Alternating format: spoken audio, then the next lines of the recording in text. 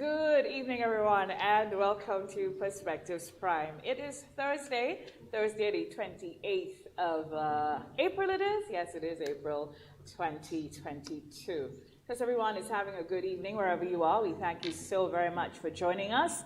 Tell a friend that Perspectives Prime is on. Trust everyone had a good day, enjoying the rains. I know some people might be saying it's too much, but I know most of us are truly enjoying it. I'm Brenda Batiste. Wherever you're joining us from, we welcome you to the broadcast. And I have to say good evening to our special talk panel of Mr. Byron Campbell, who's here with me in studio, and Senator Christopher Arley, who is zooming in this evening. Good evening, gentlemen. Good evening, Brenda. Evening to our viewers and our listeners. All right. So, good evening. Senator Arley, I can see in your office, right? Still, unfortunately. You are still in your office. All right. Manager of the year, executive of the year. Well, I'll take that if I get that prize. Yeah. Mr. Campbell, how are we good today? Good evening all. Hi, Brenda, viewers, listeners. It's a pleasure to be back in Perspective. Kind of missed you guys. Yes. Missing in action for a while. Yes. So much happening, you know. Yes. Like, Easter, a lot's happening since we met. How was your Easter? Quiet, I would say. Quiet, family, more or less. You know, my son was visiting from Easterly actually. Okay, great. And his wife visiting. Great, in fact, it's a working 1 month.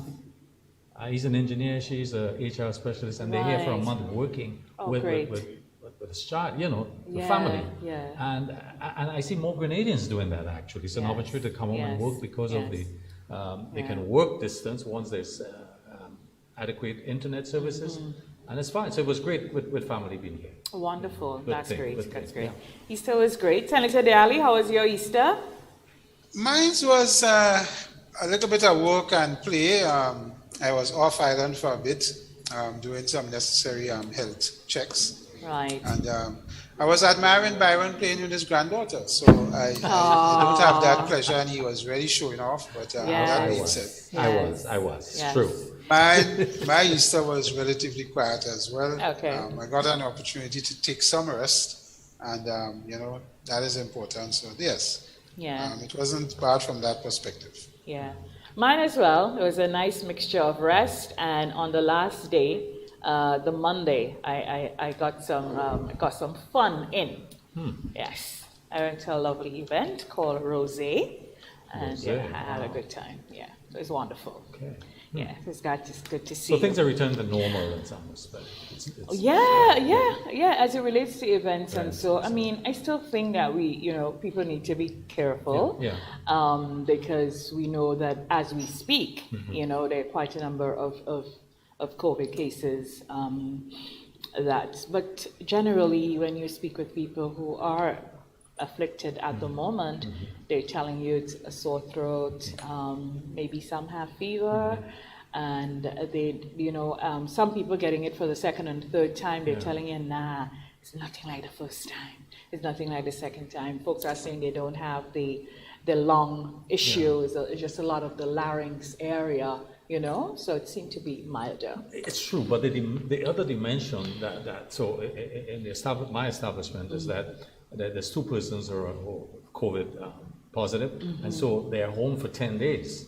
So it's a productivity issue, So that's it's a milder in terms of, but I'm concerned about because once you're positive, you have to be home. Of course. So that's one aspect of it. So this is why I still think it's important in the management of COVID that we maintain that personal. Absolutely. Protocol. Absolutely. I have to agree still with that. here. I have to agree with that. Yes, I have to agree with that. So, lots going on. While we were out Eastering and coming back in for the first week of Easter, and as we started the week, Senator Arley, we started with some really bad news for the fatality at sea. The incident with the Coast Guard and the young gentleman from Woburn. So you gentlemen care to comment on that? Senator Arley, start with you. Yes, it is a sad incident, that one, and of course the fatality of the road accident in Springs as well. Yes. Those two over the weekend. But the one at sea with the Coast Guard, unfortunate as it is, when you dive a little deeper into it, I know there's a lot of emotions involved and people are saying a lot of things. Of course, the police need to investigate and come up with a report, and I'm quite certain the commissioner will come back to us and give the story as to what happened. But you hear things that, the boat had no lights, the Coast Guard was coming from a different operation and trying to assist, and if you have no lights in the sea in the dark, it's difficult to pick you up or to know when you're coming close to the boat to experience. And you hear people talking about they had up their cell phone. It's just an unfortunate thing. All sides are wrong, and it appears that, and as a result, one person lost their life, and any losing of life is a major issue. So, I am hoping that out of this incident, that we can see boat owners and boat farers who are doing certain things, especially at night, that they follow the right protocols and the right laws, because your boat is supposed to be equipped once nighttime comes with the appropriate lights, given a certain amount of luminescence distance, so that if you end up in trouble, you can be picked up easily. And so, that is some of the issues that we certainly have to look at as we go forward from this issue that was such a sad issue. Yeah. And a life's lost, and it's very sad. Condolences to the families and so forth. I think I'm a person who spent a lot of time in open water, and I understand the importance of safety at sea. What I'm pleased about that is happening, there's two investigations taking place, as far as I'm informed, officially in the news tonight. One by the regional security organization, quite independent, and one by I have the press release from the police that I want to share with the public, but go ahead and opine on So that. I'm pleased to know there are independent investigation taking place, and I'm hopeful, as Chris mentioned, that coming out of this will be the appropriate recommendations in terms of how we go forward. But clearly there's an issue here of safety at sea. So I think no one should jump to conclusions before there is a full investigation and we know what's coming out of it. But it's very unfortunate in terms of this development. The life lost is too many. Right. Well, I guess it's hard. It's hard about not coming to conclusion when you have, parents losing their son, and then you're having someone who was in the vessel with him, who's his friend and basically a witness, quite traumatized, I must say. I saw him on national TV. I wish he didn't have to do that, because I really think at this moment he needs to be in counseling for his trauma. But it's really difficult because you're trying to wrap your head around what happened. You're seeing this little vessel, you're seeing the big Coast Guard, and you're just so many things. So it's really tugging at your heartstrings, even if you're a distance away from it. So it is something that is going to remain emotional for a while until we get to the parts where we can clearly say, and people there have to be some trust in the process. So, and to that end, this afternoon, the police released, and just in case folks missed it, I'll just read a text here. The police, this is coming from the Office of the Commissioner of Police, and an update on the boating incident. The public is hereby informed that investigations are being carried out into the tragic and emotionally devastating boating accident involving a Coast Guard vessel on Sunday night. This incident resulted in the unfortunate death of Cameron Bell, and the Royal Grenada Police Force extends sincere condolences to the family, friends, and loved ones of the young man. The public is assured that this incident will be thoroughly investigated using a parallel approach that involves the Maritime Administration on one hand and the RGPF on the other. The investigations will be conducted independent of each other. To date, a number of actions have already been taken. First, the accident was reported to the Maritime Administration in accordance with Shipping Act Cap 303 of the 2010 Continuous Revised Laws of Grenada. The Maritime Administration will follow through on its mandate within the legislation to conduct the necessary investigation into the accident. the findings of which will be submitted to the minister responsible for maritime administration for appropriate action. Just in case you're wondering who that minister is, that'd be the port and all of that, which falls under the Ministry of Finance, so that's Minister Gregory Bowen. Secondly, the RGPF has also requested the support from the Regional Security System, the RSS, in conducting its own investigation. The RSS will assist in providing maritime and investigative expertise, as well as provide an additional layer of objectivity and transparency in the investigative process. Expert assistance from the RSS is expected on island early next week. Additionally, the Director of Public Prosecutions, the DPP, is involved and will be consulted at every stage of the investigation. Upon completion, the file and its findings will be handed over to the DPP for his consideration and recommendations. The public is advised that a determination of what criminal offense, if any, arises out of this incident will be made by the DPP.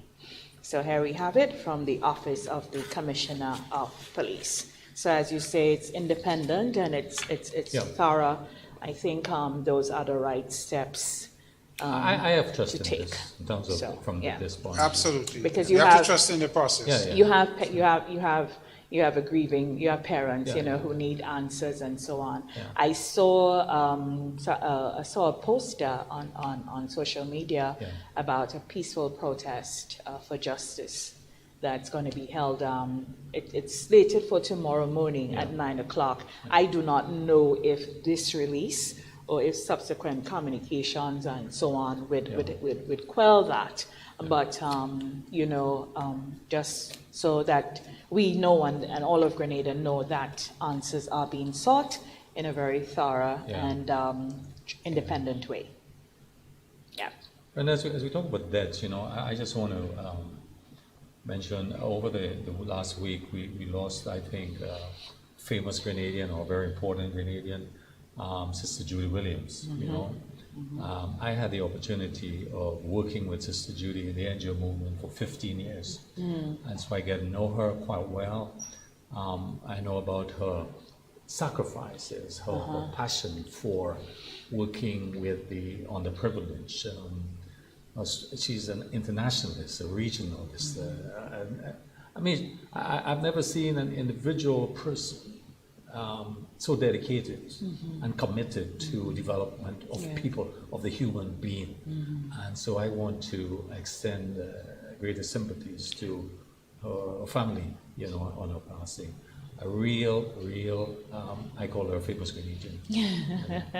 Just mentioned. Senator Arley? Yeah, Byron, I want to join in that as well and associate with those sentiments, because Judy and I also worked for quite a long time trying to assist persons in this vulnerable group that we talk about, and she really spent her lives and her energy and her life and her energy in those areas. And we became friends over many different associations. So, and I know she had a struggle with her.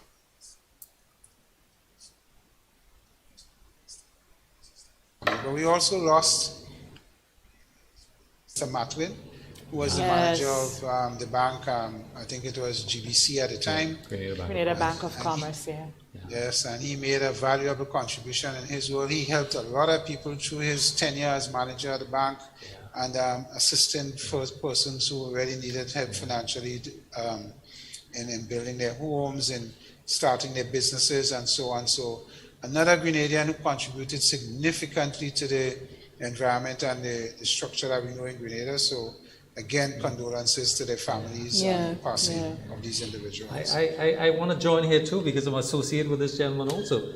For a short time, I was the chairman of the Grenada Bank of Commerce while he was the manager. And there's one incident that comes to mind that he pursued. At the time, the Osprey Lines were pursuing a loan to have this steamship to go to Carriacou, and it was not a popular thing because we were moving from the sailboat type of thing to this new method of transport. And I must give him credit for motivating or putting it to the board that this is an important transition. Saw the vision, yeah. So I give him credit for that. That's great. I join with his family, with Chris and you, and extending greatest sympathy. I really, and his work is important for development also in terms of his attitude towards particular development financing. So kudos. Yeah. You see, and that is why it is so important. Like today's National Heroes Day in Barbados, and not to cast Mr. Mathen a hero or anything, and I consider Sister Judy a heroine, but we get back to that in a minute. But that is why it is so important for us to really do things. So in business, we emulate the people who do well. People should know what they did. Mr. Mathen was a gentle giant. And I'm sure people are probably surprised tonight to be hearing this thing about him and making the Osprey lines coming into fruition, you see? And that's so important because that was a landmark something. Absolutely, So we really need to get it. I think it's a cultural thing, and maybe as we move along, or maybe we'll get a little more open, but we really need to celebrate ourselves a little more.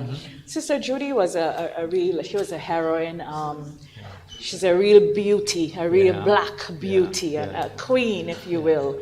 She just exuded so much life and positivity, and she was always looking for the next person to assist. Always open to so many things. She could talk a good politics. She could talk a good politics too. She loved it. Sorry, Chris, go ahead. Yeah, she could. No, I just wanted to say, when you talk about Judy, you also have to talk about Fish Friday in Guelph. Yes. She was an institute.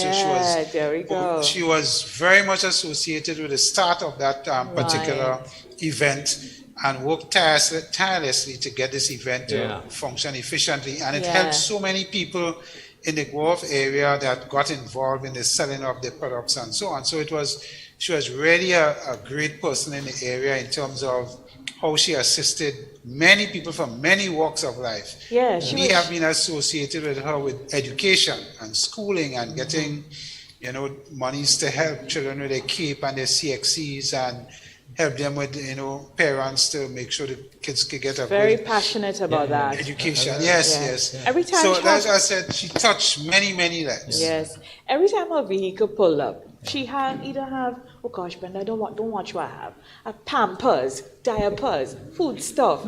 I have to drop this for somebody. She have provision. She have groceries. She's going to take care of who everywhere. She was just such a beautiful heart. An important dimension of her work is regional. I know about her regional work and international work and very respected. I can tell you. She's very prominent in the PRG. And traveled widely internationally to represent the NGO community in the NGO sector, and had a lot of influence also in terms of government policies, in terms of, and brought into the country significant resources because of connections. She was well connected, I can tell you that. I know about this personally.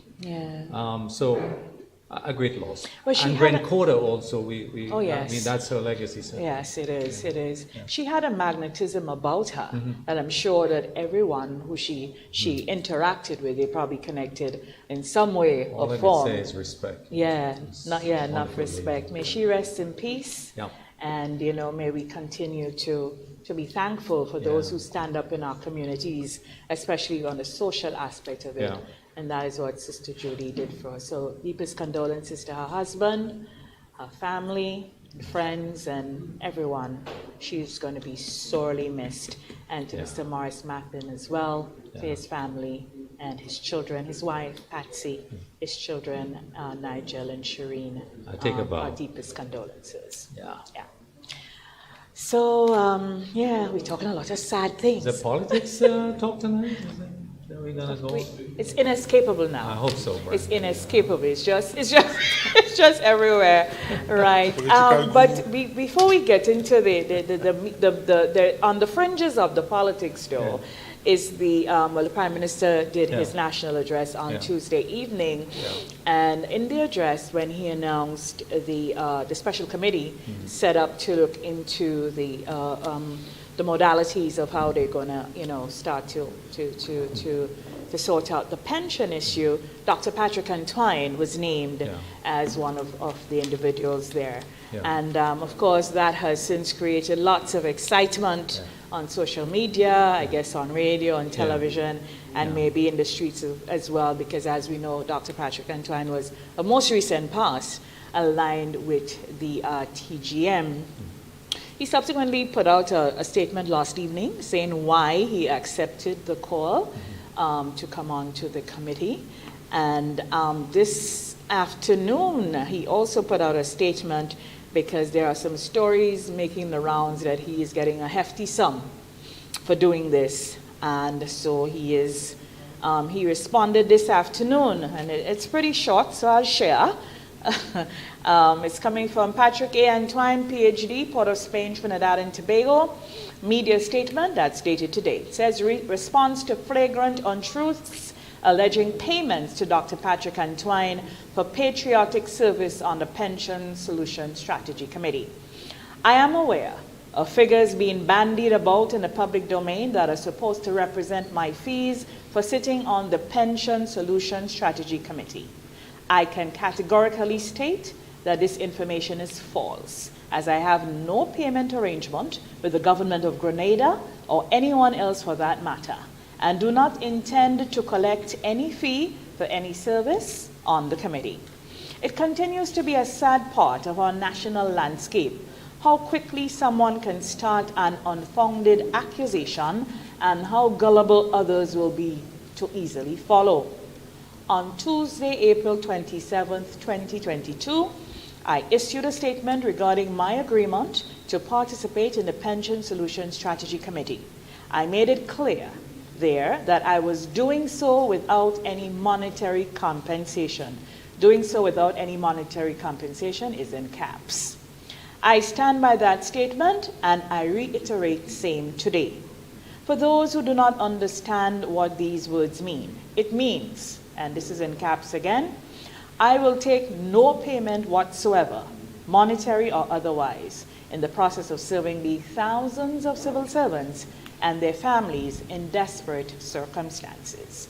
And this released earlier this evening by Dr. Patrick Antoine. Brenda, we live in an age of fake news, fake information. And I saw some of the information that's been circulating. So I'm glad that Dr. Patrick cleared the air and they get abundantly clear of what his position is and what he's doing in this. That's important. But I see this as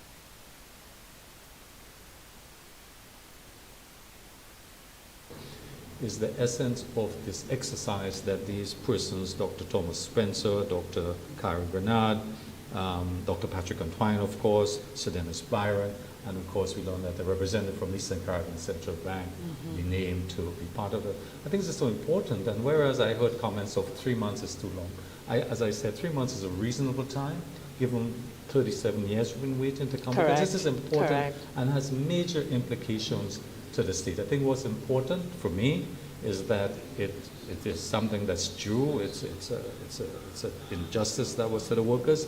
They have that the court has ruled. It's unconstitutional. The government have made it clear that it would not appeal this court ruling. It would honor it, but it wants to do it fairly and justly in the interest of all Grenadians. This is what I heard. This is what I took home. But Brenda, I want to make one comment on because I was at home listening to the news, and and I want to say this, that I was looking at GBN, and I'm very clear on this, and immediately before the announcement or the press, the address by the Prime Minister, there was an advertisement.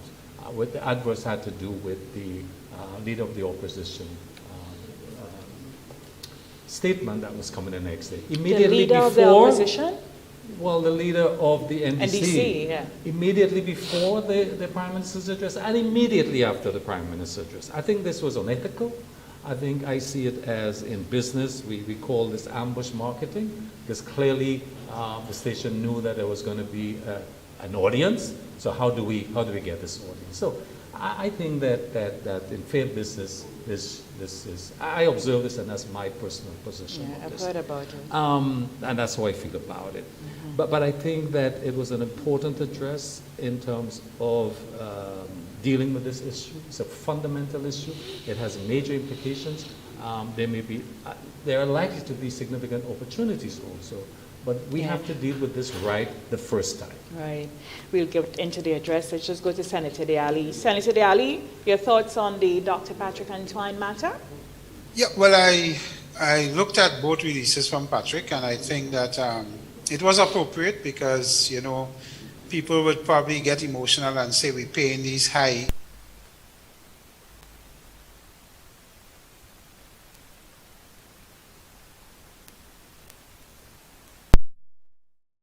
as far as I know.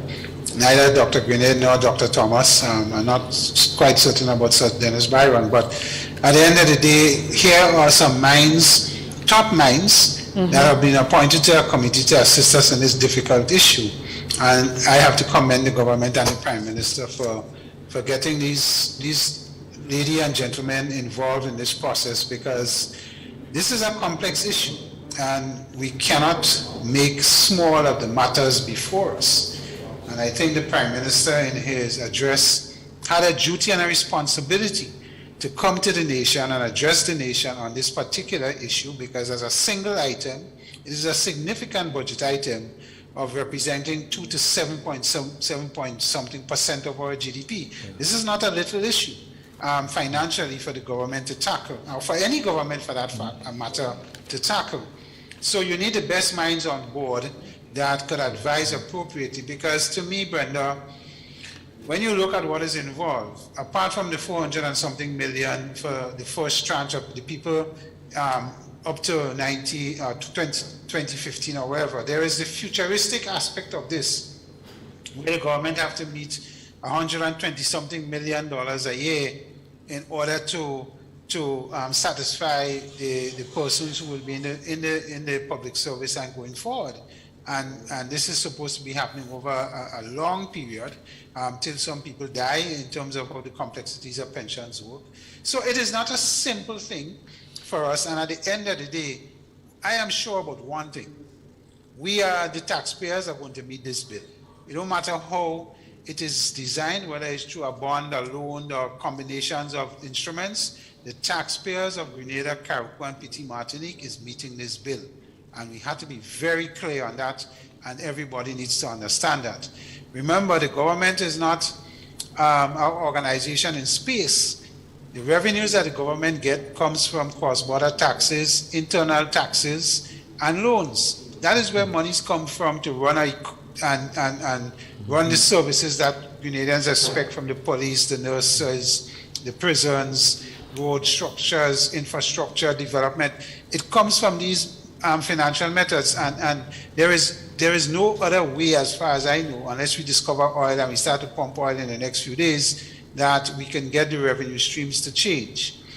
That being said, I think the Prime Minister had to do what he do and let the general public understand the nature of the liability that they have agreed to accept by not going to appeal, and the constitutional changes that will come about. Because let's be clear, this is a decision that is going to see public servants getting almost 2 pensions. One from NIS, those who retire and are eligible, and one on the parallel system because of this ruling. And what is going to happen with that? No, the implications. How feasible is that for a country like us, Senator Arley? How feasible is that?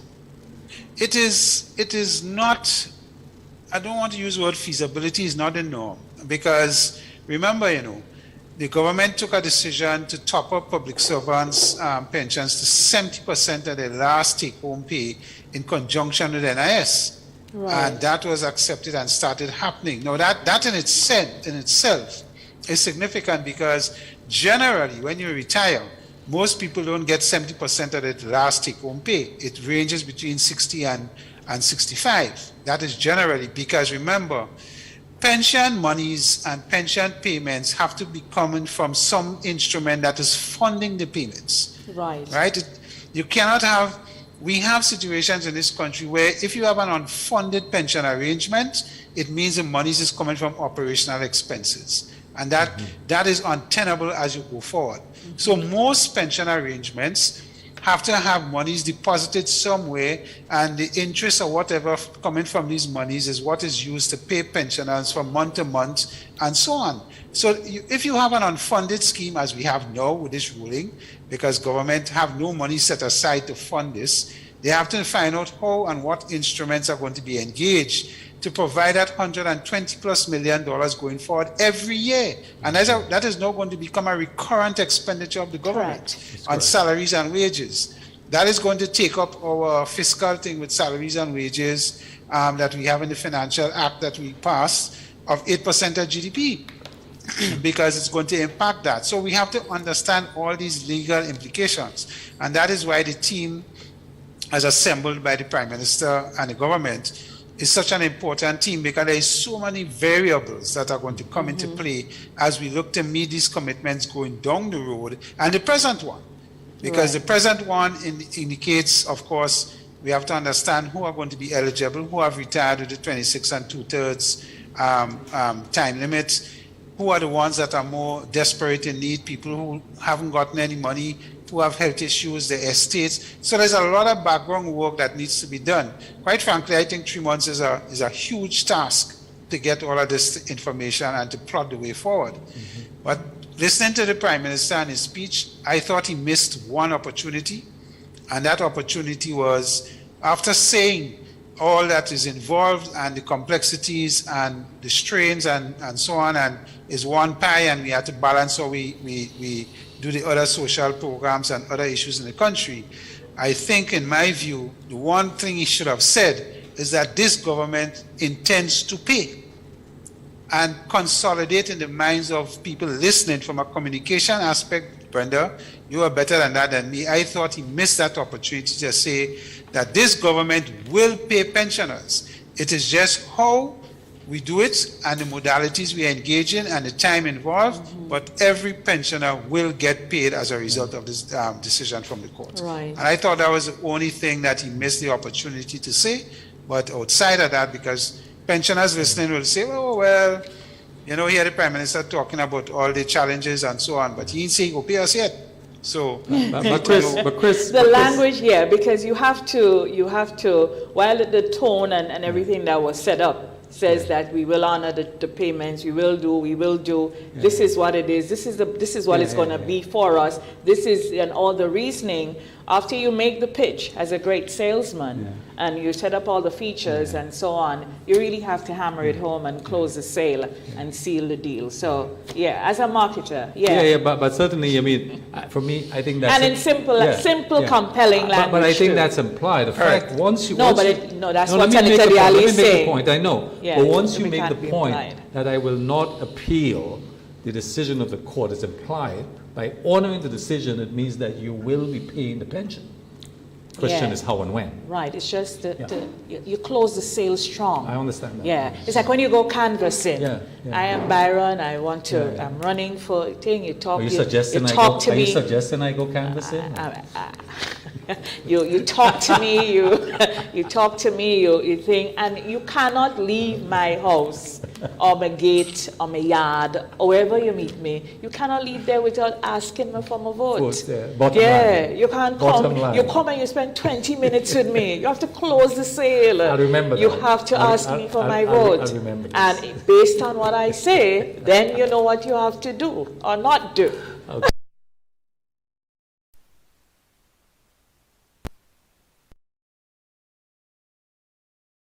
Movement was a little disappointing, especially the major unions, PWU in particular. You know, I'm talking about the 3 months is too long, what it is, why they have to spend 3 months, they're trying to delay issues. That is coming from the president. I'm paraphrasing that. I heard him speak on this issue.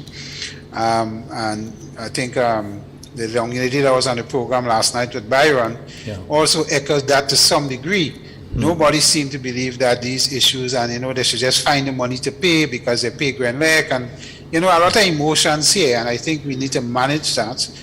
And I think the Prime Minister extended an arm again through his speech that everybody should come and have this discussion very openly and very maturely, because the implications for our country going forward, not for this generation, but for many generations to come, is going to be significant. And when we talk about people's children and their grandchildren and their great-grandchildren and so on, but we need to understand, if we are to pay, the same grandchildren and the great-grandchildren is going to be affected down the road. Because this is a liability going forward many years. And we need to understand that. And I think, that was a little unfortunate that they didn't turn up to the meeting, and that, they seem to be making public statements that don't seem to support their understanding of the complexities of the issues involved for this down the road, and how NIS is going to be part of this or not, how this is going to create disparity between the private sector and the public sector in terms of pension and pension benefits. Because remember, in the private sector,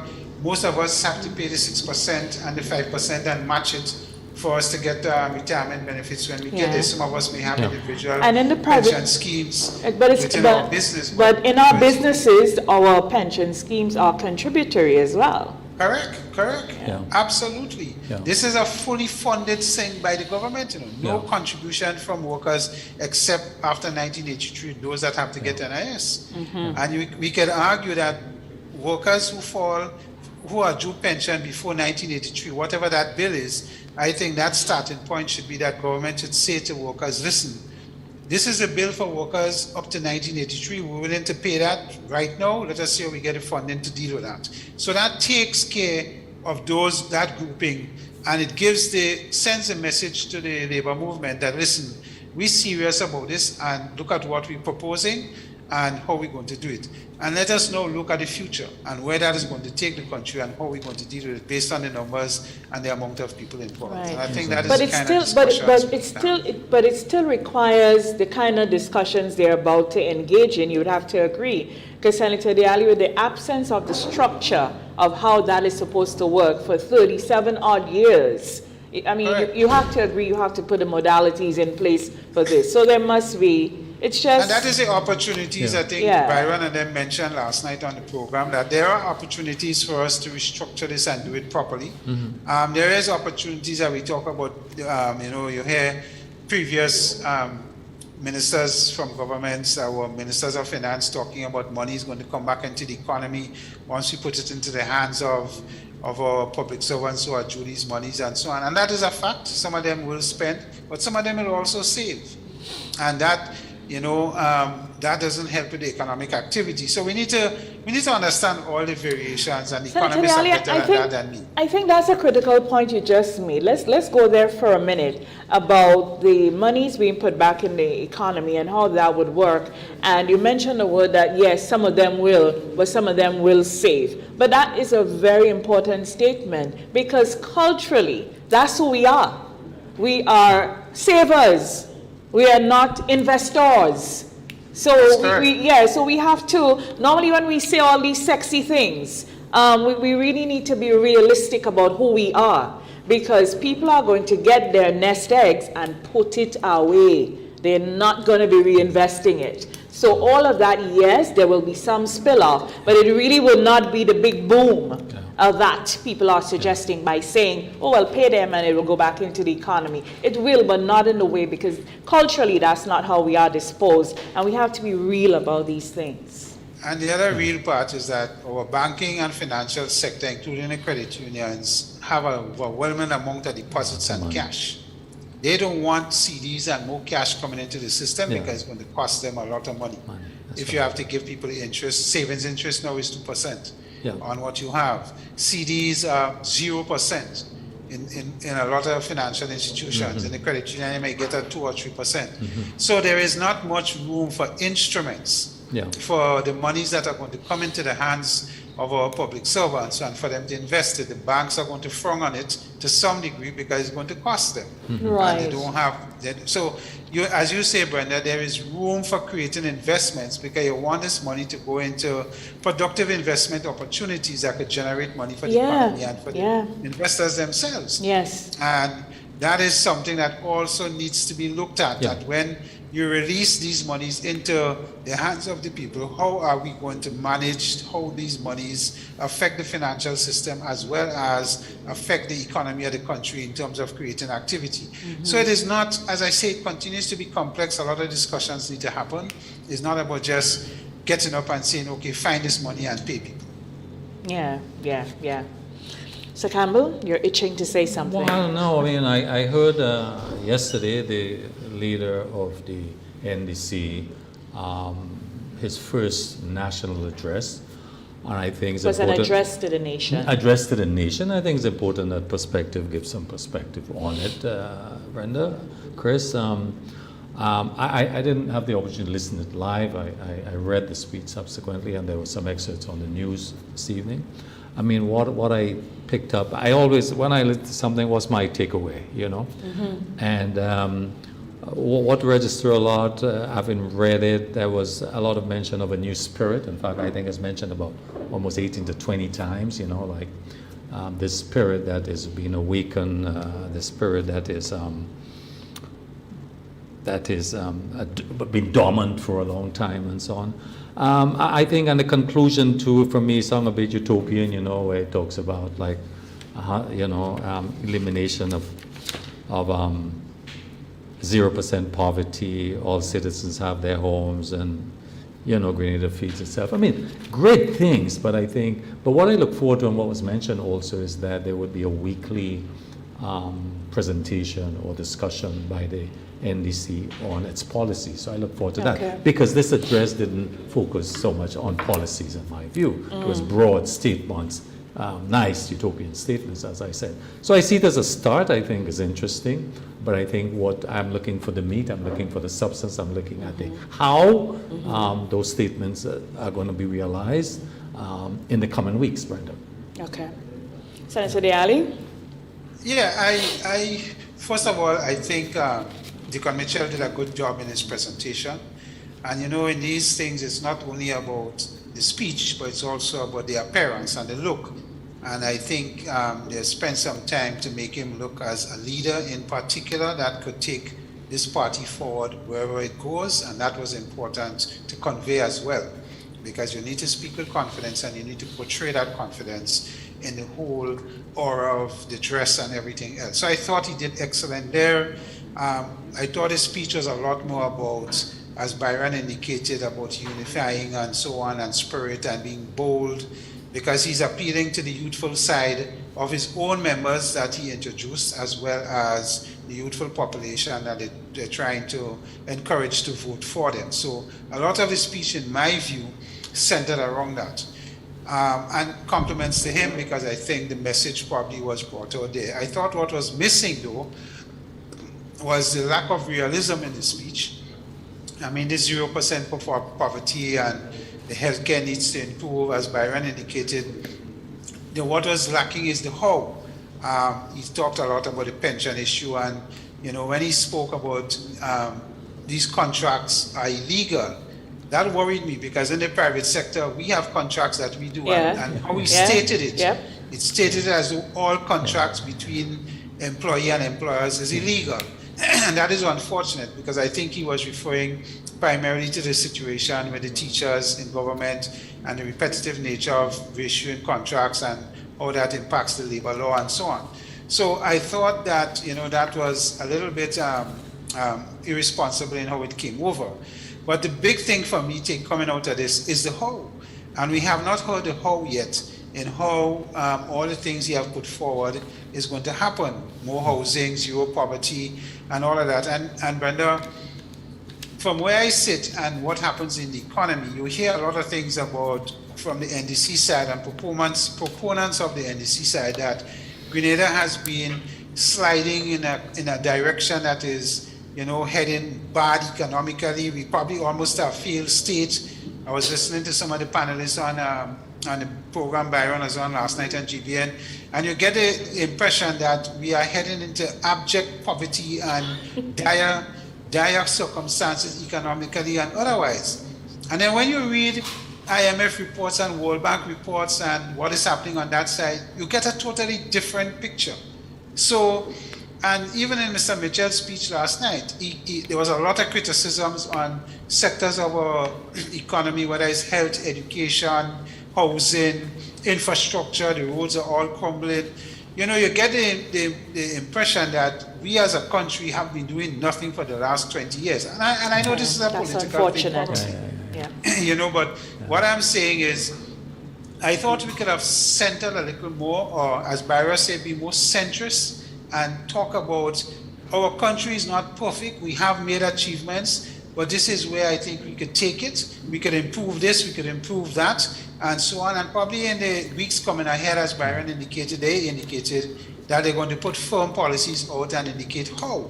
Because for us, and all of us, I mean, for me as a businessman, the how is very important, because I need to know how fiscal policy that they're going to propose is going to help my business in its continuity and sustainability. And this is the other aspect of the conversations from PM to him and the speeches, the issue of sustainability going forward and the sectors we are going to target to ensure that we have a sustainable economy. And you know, we had a long discussion, Brenda, of the 2035 plan. I heard no mention of that, and I know NDC was part of that before Deacon got there, and probably in the policies that will be released later, we'll speak to the 2035 plan, because we have a plan for education, and it came for youth, and that plan came from us. It came from a wide cross-section of Grenadians. And we're hearing nothing about this plan and what is going to happen. I think there was some release where I saw PM mention 100 million for 100 something, and what is going to happen there. And you know, so my little disappointment with the Mitchell's address to the nation was that, and probably again, you know, I'm not a politician, but you have to appeal to people as in politics in a different way, and probably that is what he's doing. I don't know how successful it would be, Chris, but from where I sit, I was not happy that the how wasn't stated more. Chris, you're sure you're not a politician? Just asking. I mean, like, let me ask both of you this though. I was engaged in a Zoom conference last night, so I really did not see the address, but I've just kind of skirting through Facebook. I saw, you know, bantering, and I try not to take my thing from that, because people just going back and forth, they're for or against, not really doing it in a fair manner. But what I wanna say is this, and I noticed that poverty is a new sexy word, and so we are now. We have where there was some indication of the Prime Minister declaring the night before, declaring war on poverty, and you mentioned in this here zero. What is it? You have the speech. Zero poverty. Zero poverty. Yeah. So basically, the eradication. Mr. Mitchell is saying he's eradicating poverty, and Dr. Mitchell is saying the war on poverty. Let me just put this. Let me ask you, gentlemen, this. I'm just going to do it this way, in that it is clear that the pandemic has really has made the poverty markings in the world much wider. Yeah, you know, the rich have gotten richer and the poor poorer. And in the case of Grenada and a lot of Caribbean islands, the middle class, a lot of our middle class are now considered poor, right? They were people, husband and wives who worked, had their mortgages, had 2 cars, now they have the banks on them. They lost their jobs because they probably worked in hospitality, wherever their business went out because of COVID. So we have a poverty issue, yes. But in terms of the eradication of poverty, and then the war on poverty, as it relates to their messages and the focus and their objectives as political parties, how does that stack up? Well, I mean, let me take the first step. I don't think we could get to zero poverty in a realistic way. And poverty, as I think ex-Minister of Finance Boson mentioned last night, is very relative. And let's take the Grenada context. Yes, we have pockets of poverty. Yes, we're declaring war on poverty. And yes, COVID have driven some people into more dire circumstances because of loss of jobs and so on. And if you want to involve the unemployment into that, we could talk a little about that, because I have always said that our unemployment is not as high as we make it out to be, because people choose what work they want to do. And we have agriculture sector and the construction sector to back up that statement that I'm making and what is happening there in terms of unemployment and employment. So we have to take it in context. And the poverty issue, yes, we have concerns with that, Brenda, and what is happening there. But I think the point was made last night, if not by Byron and so on, that we have an issue with productivity and attitude to work. And that is one of the issues that we need to address head on as we talk the poverty issue as well. Compliments to this government who have not cut social programs during the COVID crisis. Right. That was one of the things the Prime Minister and the Minister of Finance was very clear to say. And this is not saying I'm supporting NNP or anything else, but they had their policies set when IMF gave them additional monies to help with COVID crisis. They made it very clear that they are not cutting their social programs, and that has to be maintained. The money program, whatever programs they had, and that people were in seeing different circumstances, loss of jobs and what is happening, and they have to try and help as much as possible. The reopening of our economies and getting people back into the hotel sector and the tourism sector and entertainment back up apart from the psychological thing, is to give people back working and to get them to start living their lives back to some level of normalcy. And that is something that we must commend, because at the end of the day, yes, COVID would have pushed people in a certain lower income bracket, but government, through their policies, are trying to adjust. And Brenda, I'll end on this. When you look at, I'm using this as an example of whether we head into a failed state or we in abject poverty. When you look at people and the amount of vehicles on the road and how many people own vehicles now and where they park and then have no parking and it's making the road single lane in plenty areas. And when you look at the amount of savings that exist in financial institutions by the average person in Grenada, I'm not sure how much abject poverty we're heading into. And I'm just using those two indicators. Yeah. I mean, there may be more, but we are not a nation that is heading to real dire economic strain, and no. I don't share that view.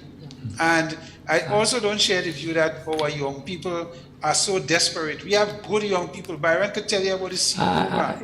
I'm not going to be as long as Chris, but I just want to say, Brenda, there's no country in the world with zero poverty. First of all, let's understand. Right. There are none. The United Nations and all development institutions have as the aim the elimination or the reduction of poverty. As always, yeah. And Grenada and I as an individual have worked in this sphere of development most of my life, and even to the present time, focusing on underprivileged people that are most in need. And there are significant programs presently in Grenada and the Eastern Caribbean, but I'm talking about Grenada, that are addressing the issue of poverty and providing support to individuals and families for their development. And so we had to focus on education, as I said, it's critical in addressing that poverty. What are the programs in health and social welfare to help this? Housing was the situation. Water and sanitation, these are critical issues, and food, nutritious food. Those things are important. And then we have remittances that comes to give some support. So we have a long way to go. But what I think the analysis should be, how can we enhance these programs? How can we improve on their implementation successes and so forth? So I think for me, that is more important than you make a rational statement, zero poverty. It clearly tells me that you're not thinking through where we are and what has to be done. I mean, that tells me. But I think for the NDC, there's time to do this, and I think I'm optimistic that it will do this. And I think that, in fairness, I think, I'm not advising them, but I think they should do an analysis or research investigation of where we are, what is the state undertaking, what are the programs presently being pursued, which are the new ones they think should be introduced to complement, let's say, what's happening. I think such an approach would be more objective in my view, Brenda, than these broad statements. For example, one of the statements made were, well, we are going to introduce bi-weekly payment salaries. I did a short within my establishment with the workers, about 30 workers, and 90% says, I want to maintain monthly salaries.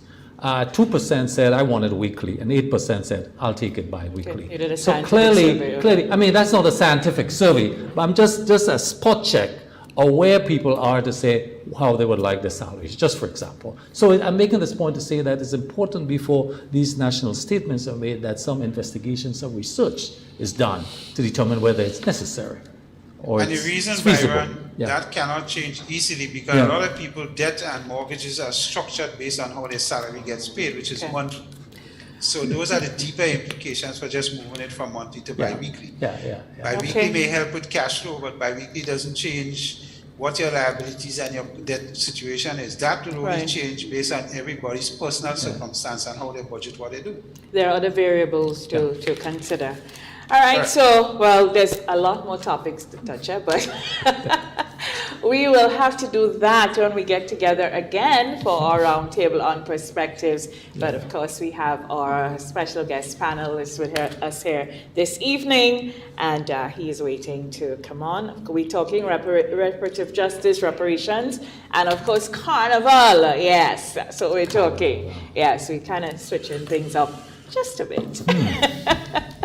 So, Senator Arley, sit tight. Don't leave the office. Fill your cup with whatever. We take a quick break. And Coconut water. Coconut water. Yeah. Oh, just before we go now, one last thing I wanted to say is that a lot of people felt that from the Prime Minister's national address, feedback, a lot of the feedback, even people who don't care too much for his politics, a lot of people said that they really understood, they really liked how he laid out the issue, and they really got an understanding. You know, a friend of mine who have no interest, no care for the NNP or the Prime Minister, she said to me, Brenda, that man set me thinking. Because she said she never thought of it in that way. And she hoped people could really pause and take it in and understand what is it we have to do and think about, you know, how we're going to, you know, manage moving forward. And just as a yak, yaddy, yaddy. It's not a crazy, heady thing. It is really a thing that everybody has to sit and ruminate and try to move forward on, you know? So, yeah, just wanted to say that. Okay. Anyway, we take a quick break. We'll be right back. Get ready as the most anticipated carnival in the region takes center stage once more. It's Spicemas, The Return, launching on Friday, April 29th at the National Cricket Stadium from 5 p.m. Witness all elements of Spicemas, including calypso, soca, pan, and mass. And the best part, admission is free. Come make the line after work and see us at our best at the National Cricket Stadium on Friday, April 29th for the launch. It's Spicemas, The Return, a celebration of life. Never in my wildest dreams would I have anticipated an Olympic Games during a pandemic. As if preparations weren't tough enough, coronavirus became a new hurdle for me to overcome. And hurdling is not even my event. Nevertheless, I accepted my fate. There was so much to achieve and so many people counting on me. I had to do what I had to do. And one of those necessary steps was getting vaccinated. Not only to protect myself and my loved ones, but also because I was determined to secure another win for my country. Not even a pandemic would get in the way of that mission. I know my people well, and I know that the determination I possess is not a trait unique to just myself. It's in every Grenadian, the will to overcome and that desire to win. The fact of the matter is that if we as a people intend to come out of this pandemic victorious, we too must do what is necessary. We must follow the protocols such as social distancing, wearing a mask properly. We must listen to the experts. We can make certain lifestyle changes to boost our health, like exercising regularly, eating the right foods. And also, we must strongly and absolutely consider getting vaccinated against COVID-19 and its variants. As someone who is vaccinated, I feel confident in being home, being able to participate and run again. And that's my dream, to see families running on the beaches again, to see children running on the playgrounds, shopkeepers running their businesses, bus drivers running the roads, and the love and happiness running through the heart and spirit of us all Grenadians. There's no one solution, but if we take the necessary steps, we will get back on our feet and we will get running again. Welcome home.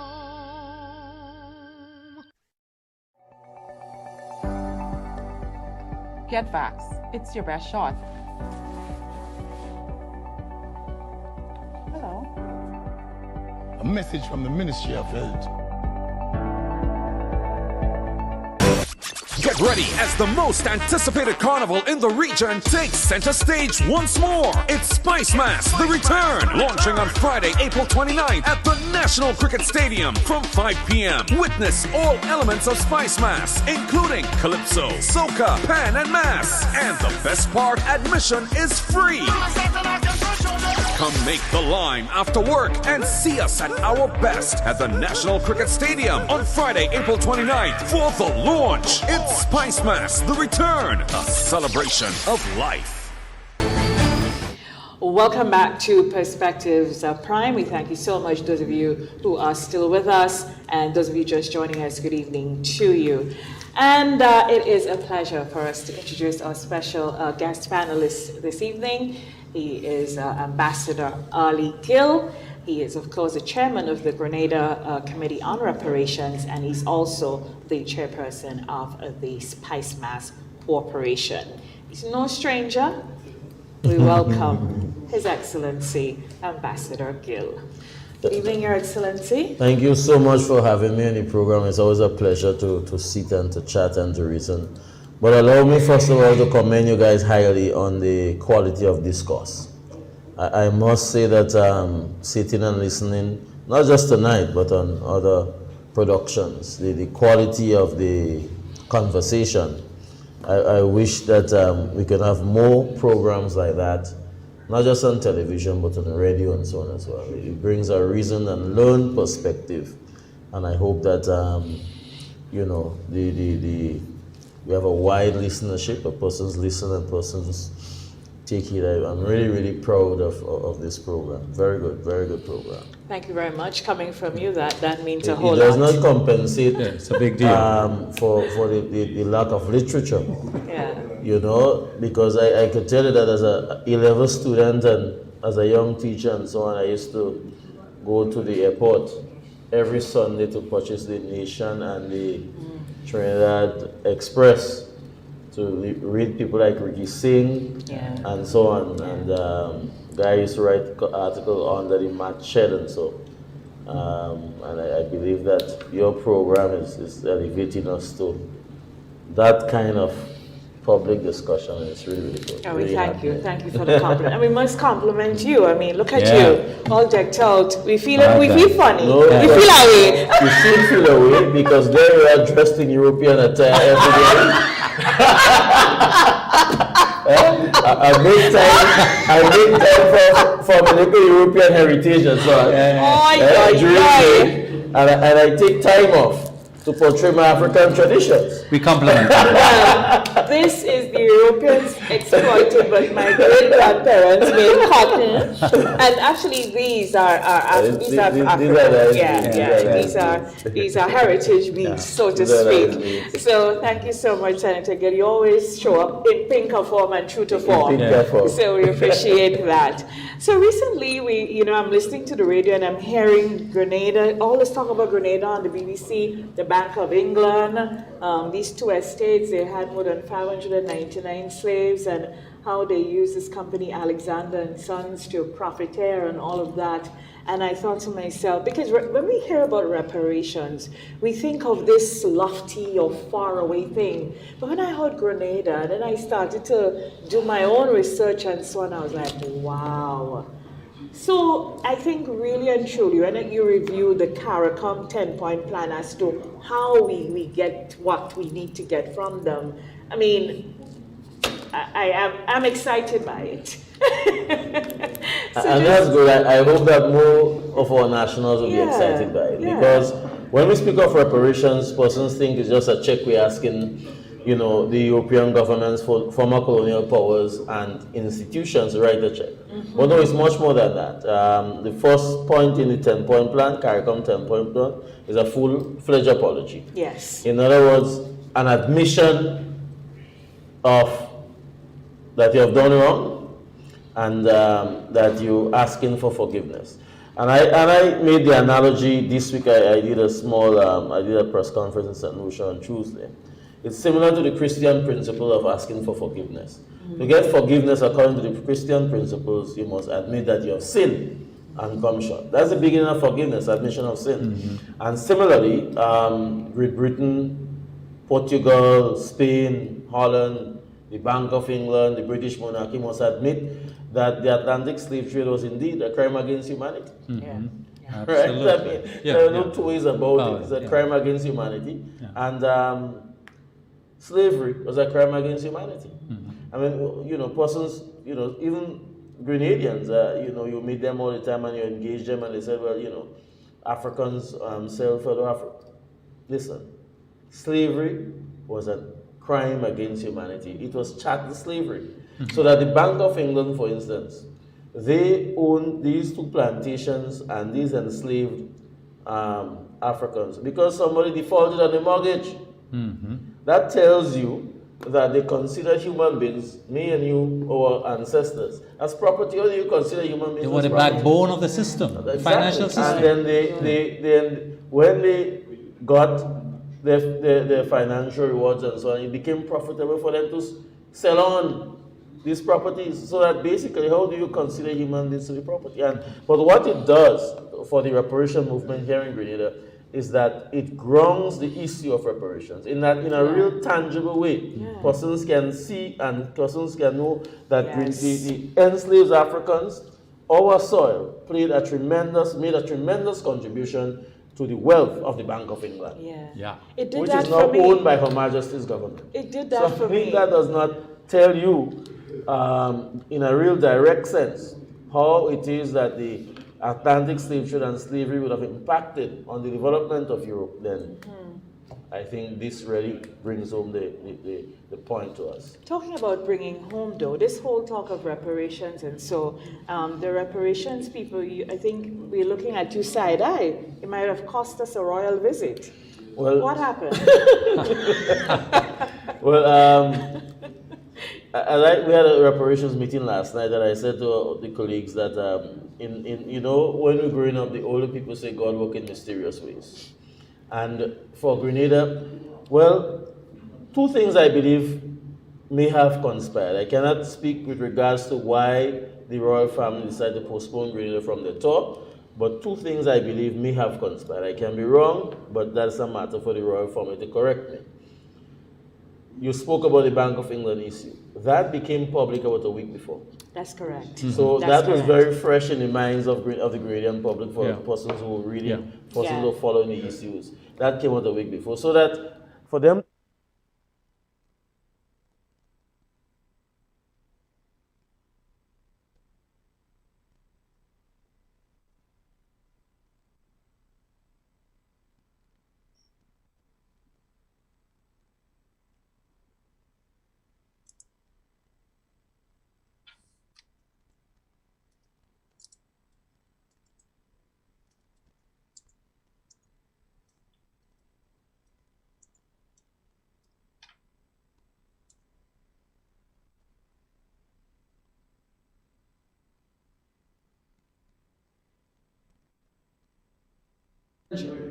we believe that we who are in the struggle for reparations for all of the ancestors of the African people in the Caribbean, the ancestors of the indigenous Caribbean population in terms of the Kalinagos, the Arawaks, and so on. We need to have a conversation with former colonial powers with regards to our grandfather back pay, as Chogdos succinctly put in song. So that we had asked for an audience with the royal couple, and we wanted to present the royal couple two things. One, the 10-point CARICOM plan, so that they can see what they're asking, what we are asking for. And secondly, to present the book just published by Professor Hilary Beckles, who is the chairman of the CARICOM Reparations Commission, a book entitled How Great Britain Underdeveloped the Caribbean. We believe that the royal couple have had the opportunity by reading that book to understand for themselves how it is that Great Britain's wealth was derived. And if you read Professor Beckles' book, you'll get to appreciate and understand the historical structure of the Grenada economy, of the Caribbean economy. Yeah. You get to understand and appreciate, for years we say, well, why don't we make the mango net? Only the revolution, 79 to 83, really invested or attempted to get into agro-industries and to manufacture all these products and so on. And for years, we could not appreciate why is it that we continue to export raw materials. But one of the leaders of the British Society said they must ensure that not even a nail was made in the West Indies. Yeah. So that all our economy, the bananas, the nut, all our spices, everything, we continue to export for primarily European industries and European economies. Same thing with the Commonwealth. Who is the common and who is the wealth in the Commonwealth of Nations, right? So that you get to understand the economic structure, you get to understand the extraction of wealth from the Caribbean over 300 years. Yeah. And when persons think that it is no, it is not far removed. Grenada is a country of 47 years of age. We got our independence in 1974. Before independence, we could not have gone to the British and asked for reparations because we were still a colony. And coming out of 300 years of slavery, of slave trade, of being mental bondage and so on, our people are now becoming more emboldened. Just like, other than Trinidad and Tobago and Dominica and Guyana, on independence that went republic directly, Barbados now is the first Caribbean island in recent times that would have changed directly from Queen as head of state to a president. And other countries are now saying that. Jamaica, Prime Minister Holness, I think there is the opposition and government has agreed in Jamaica, basically that's the way they're going.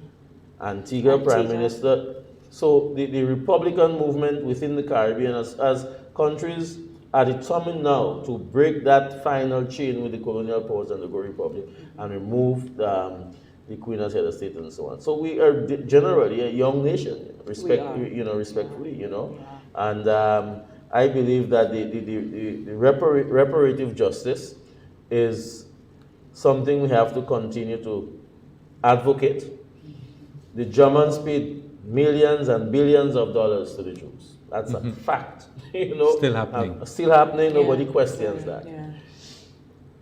Haiti, the first successfully independent black nation in the Western Hemisphere, to protect their independence and their sovereignty, had to pay no less than 20 million francs to France. They paid that for years. That works out now in billions of dollars. And people wonder why it is that Haiti is the poorest country. Haiti is the poorest country in the Western Hemisphere, not by accident, but by design. You see? So that we have to understand these realities. After the Second World War, the European countries got together and Germany had to fund the development of the European countries that they destroyed. So reparations is nothing new. It's just that it just happens that we black people in the Caribbean seem to be the last to get reparations. We're going to continue to struggle to do so. I may not see it, I may not live to see it, but I believe that one day our children will at least receive reparative justice from the European powers. I believe so too. Yeah, Ambassador, you talk about the 10-point CARICOM agenda, and you only alluded to one, that is the unconditional apology before any forgiveness could come forward. But I would like you to go into some of the other points, but I want to make one point, because when we hear the reparation, we think about money. We think about, and somebody is going to, but explain that particularly, where, if funds are involved, where is it going to go? Definitely. Yeah. So one, the full-fledged apology. Yes. Two, repatriation. For years, the Rastafarians have been saying that they want to go back to the motherland and so on. And of course, historically, we were forcibly removed from Africa, and that we believe that if there are persons so minded to return, and that is not mandatory across the board, it is only by choice. So if the Rastafarians decide that they want to go back, as they have always said, we believe that the Europeans must foot the bill. Yes. Thirdly, the issue of eradicating illiteracy. You all spoke earlier on eradicating poverty. To eradicate poverty, you have to eradicate illiteracy. Absolutely. When in 1974, and Baran could speak to that directly, how many primary and secondary schools that we had in Grenada? I am from the West Coast, and persons can tell you, if you go to St. Anne, Grenville, and you speak to people like Dr. Johnson and so on, they'll tell you how many persons from Grenville that used to go to GBSS school in the 70s and 60s and so on, who had to go boarding school. In other words, adequate facilities were not left by the British for the education of the persons in the country. Absolutely. And that is where the space of the religious, you get the Catholic schools, the Anglican schools, and so on. Piecemeal, deliberate, yeah. So that really and truly we had very poor primary and secondary school education growing up. Yeah. And that's a colonial legacy, right? And we believe that we need to eradicate illiteracy. Tertiary education and so on, we need to be made available to us and so on and so forth. So when you talk about eradicating poverty, we have to be speaking about ensuring that we have a university graduate in every home and so on. That's how these things are done. Yeah. Correct. So that's one thing. So and you'll see University of Glasgow, just this week, Harvard University had put together a reparative fund with regards to that as well. So there are more institutions and so on are coming forward. So it's happening bit by bit. Education is one. Health. We are saying the Caribbean suffers from chronic illnesses. Hypertension, diabetes, and so on. That's not accident. It's because of our diet. Because of our diet. That is what they gave us to eat. The heavy starch food. Saltfish, codfish. You notice we don't have cod in the Caribbean. What is the American codfish? So they used to trade rum for cod. That's correct. We in the Caribbean has become addicted to salty foods. And heavy food with starchy foods. And so our diet has led to chronic It's a legacy of slavery. It's a legacy of slavery. And we are saying that the European powers, all the technology and so on and so forth, must assist us in researching for the best medicine to assist our patients with those issues of suffering chronic illnesses. You know that we do not have the best medication, the best treatment and so on for that, but we need to do more research. So it's a human development agenda. It's a human development agenda. Put succinctly. You economists by training, so you understand that.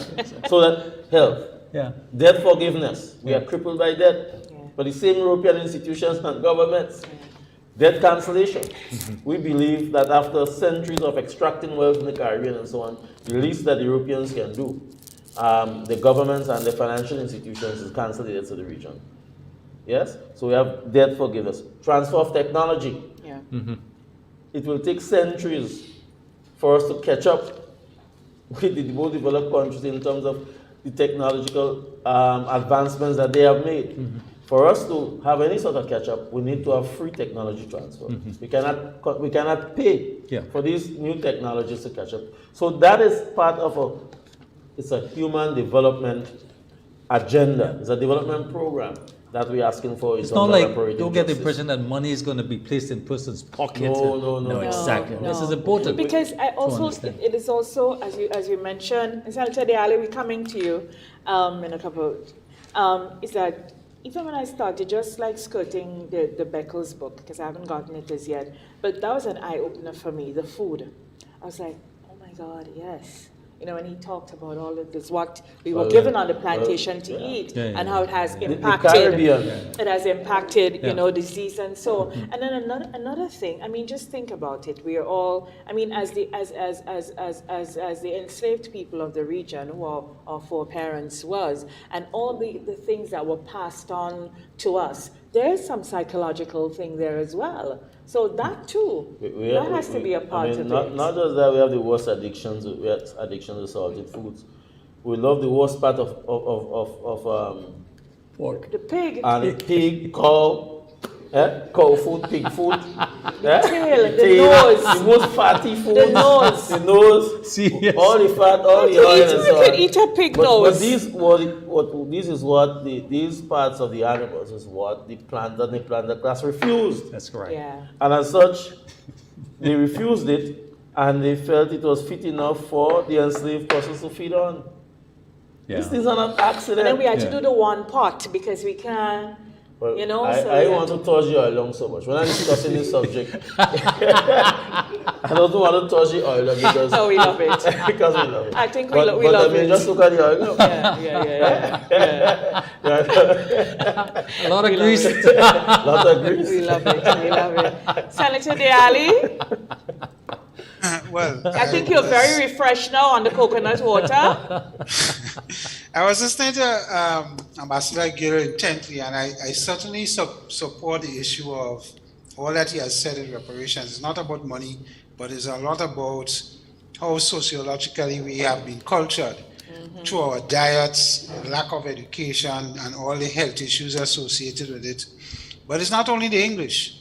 We need to put the French as well on the radar, because they have exploited Africa and the Caribbean countries like Haiti and some of us in the southern chain significantly through sugarcane and what happened with sugarcane and rum and all of that. So it's not just the English alone. The English stand out more because of the slavery aspect, but the French was heavily involved in that as well. So I hear the situation with talking about the English, but I want to add that we need to put the French. We only make reference to the English as we speak in English-speaking Caribbean. Yeah. Grenada and so, but the French, the Dutch, the Germans. Now, although the Germans, for instance, did not own colonies in the Western Hemisphere, but the companies invested in the industry. For instance, the city of Hanover had sugarcane refineries, and they were distilling rum and so on in Hanover and so on. Because you have to appreciate that the sugar plantation, the cotton plantation and so on, was the basis for the industrial revolution in Europe. Yeah. Right. So, you know, it was not just the countries that had colonies. Other countries as well Correct. benefited No link. and made their investments. We were the raw material suppliers. We are the raw material suppliers. So we're talking about all of the former European countries that would have benefited. And Germany played a critical role in terms of the division of Africa. Yeah. Yeah. Right? Bismarck called all the guys together and so on, and they just decide which parts of Africa they're going to control. Could you imagine that? I mean, these guys, you know, they drew up an artificial map of Africa. So that when people see now that you have the quote-unquote ethnic conflicts in Africa and so on, I mean, it's because of this artificial boundaries. Directly related. Right. Yeah. It is Right? related. You know how many of you had countries and you just say, well, this piece here is Nigeria, regardless of which ethnic group, minority, majority, that you put in a minority ethnic group into a society of majority or ethnic, so that you set up these conflicts. So these things are not accidents, and you know, only in the reading and understanding of history and so on, you get a better appreciation. But Senator, where is dialogue, not Senator, Ambassador, where is dialogue taking place between the parties? We are making progress in terms of making the subject of reparative justice global. And this year, or this decade, is supposed to be the decade for people of African descent and so on. And you will see movements against racism and different things like that. The European Union, we just have two persons from CARICOM, Dr. June Suma and one lady from the Bahamas, that is sitting and that is now directors of a very important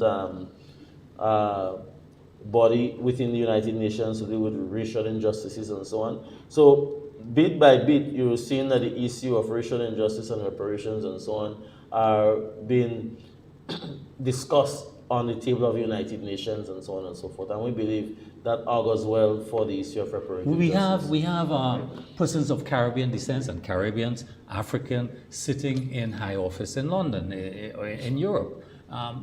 Is there any possibility to use that type of connection for leverage, greater leverage? Yeah. That's a good question. Yeah. And some of those persons who sit in high positions in former colonial countries, Yeah.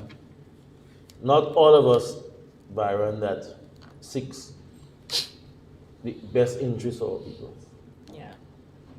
put it mildly. Yeah, You know, but we have a CRC meeting tomorrow, and one of the issues is how we are, for instance, though, on the 9th of September, we will have our second CARICOM heads and AU heads meeting, CARICOM Africa AU Summit, and reparation is on the agenda. So that we are establishing the Caribbean, we are not alone, establish some support with our the African countries. India is also extremely supportive, as you will appreciate. The Indians were exploited through the period of indentureship here in the Caribbean as well, so it is in their interest. So that bit by bit we are making it a global struggle, a global fight, not just within the Caribbean, but Africa. And how do you get grassroots buy-in to this? When I say grassroots, by what we are doing now, people. by having these discussions, by educating. We are, for instance, in Grenada, we are looking to do school programs. Yeah, okay. We are asking, we have already spoken to the Minister of Education to get history as a compulsory subject in primary and secondary school as it used to be when I was growing up. Yeah. That's extremely important. We also will be doing our second GNRC lecture on May 26th. Laura Travanelia from the BBC, she was here. Her ancestors had owned slaves in Grenada, and at the time they had received £3,000. Now the interesting thing about it, is that when on the abolition of slavery, the slave owners received compensation from the British government for loss of property. That's correct. That's correct. Not a slave. But the enslaved people, nothing. They never got paid. They never got anything. I saw those numbers sometimes. So her family got about $3,000. Yeah. That works out today, today's currency be around $3 million. Right? So she's going to come. She's going to be part of us on the 26th of May to have a forum and so on and so forth. So there are families, there are institutions like Harvard, University of Glasgow and so on that are making their contribution in terms of reparative justice, making scholarships available and training. So there are things happening. For all we say about the Black Lives Matter, to show you how, being aware and doing protests the right way, how those things really impact and work. Because for all we say about them, the Bank of England commissioned the research in the wake of all this thing with the Black Lives Matter. And in doing so, the researchers found that they had this own plantation in Grenada and so on. Black Lives Matter and the death of George Floyd has been a watershed moment in the struggle for Black people worldwide. Justice, That has led to all of the race issues, the footballers kneeling, the Kaepernick issue. Also too, that would have spurred on to the removal of the Lord Nelson, Barbados, and then Barbados moved quickly on to republicanism. The George Floyd movement in the U.S. is a seminal movement for the struggle against racism and so on. My question. I have a question for Ambassador Gill. Sorry, Byron. No, please. Ambassador, recently Sir Ronald Saunders out of Antigua wrote an article on reparations and the consideration for the Reparations Committee and the CARICOM 10-point plan. And he was indicating in that article that there are certain, I think it's UN declarations that countries like Grenada have not signed on to, dealing with equality and justice and the issue of, racism and so on. And he is saying that countries like ours who have not signed on, you don't see how we could forcefully argue for reparations and what reparations represent if we are, as a country itself, is not willing to recognize these sort of treaties that are there that deals with injustice to people from a racial point of view and from point of view of financial inequities. What is your thoughts on that? I'm an avid reader of Saunders' articles. In fact, I think he writes some very enlightening pieces. And I would admit as well too that not just on the issue of racial injustice and so on, that we at our Caribbean governments can be found wanting in terms of signing international instruments. We are also very tardy in signing instruments relating to the IMO, for instance, International Maritime Organization instruments. And I believe in some measure, I'm not making excuses, that our Ministry of Foreign Affairs sometimes is not properly staffed with the relevant competent person in different areas to get these things going. So yes, I believe that is an issue, but I disagree with him with regards to whether or not we have to sign some United Nations declaration to ask for reparation. Right. The issue is that slavery and the Atlantic slave trade is a historical fact. Yeah. Crime against humanity, black people exploited, they were never compensated. We do not have to sign a United Nations declaration to make our case relevant. No. The Jews did not have to sign any declaration in the United Nations or elsewhere for the Germans to pay reparations. So we must be absolutely clear on that. I believe that if we sign these declarations and these United Nations policy documents, charters and so, it aids to our struggle and our fight. And we must do it because it is in our interest to do so. But I believe that we need to ensure that our Ministry of Foreign Affairs have the relevant persons, qualified persons, properly staffed and so on, to bring to the attention sometimes to the prime ministers and to the ministers and so on.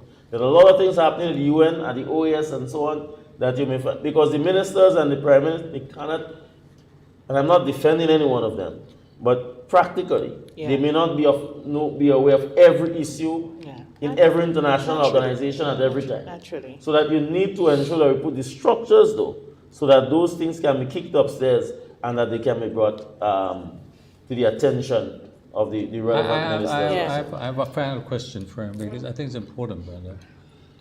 2 seconds, Stan, so we have to get to Carnival. We have 15 minutes the left. Question, or you raised the question of what's happening in Barbados in terms of being not just independent states, but moving from the monarchy. Isn't it a bit of a contradiction for us, which is the monarchy is certainly a legacy of slavery and colonialism, and yet we're in it. It's Her Majesty's prison. Isn't this as important a matter for us to address with some urgency? Of course. And that is why the GNRC has proposed to the government in Grenada, and they have accepted, that come our 50th independence anniversary, we want to rename at least 50 what we refer to as a monumental landscape in Grenada.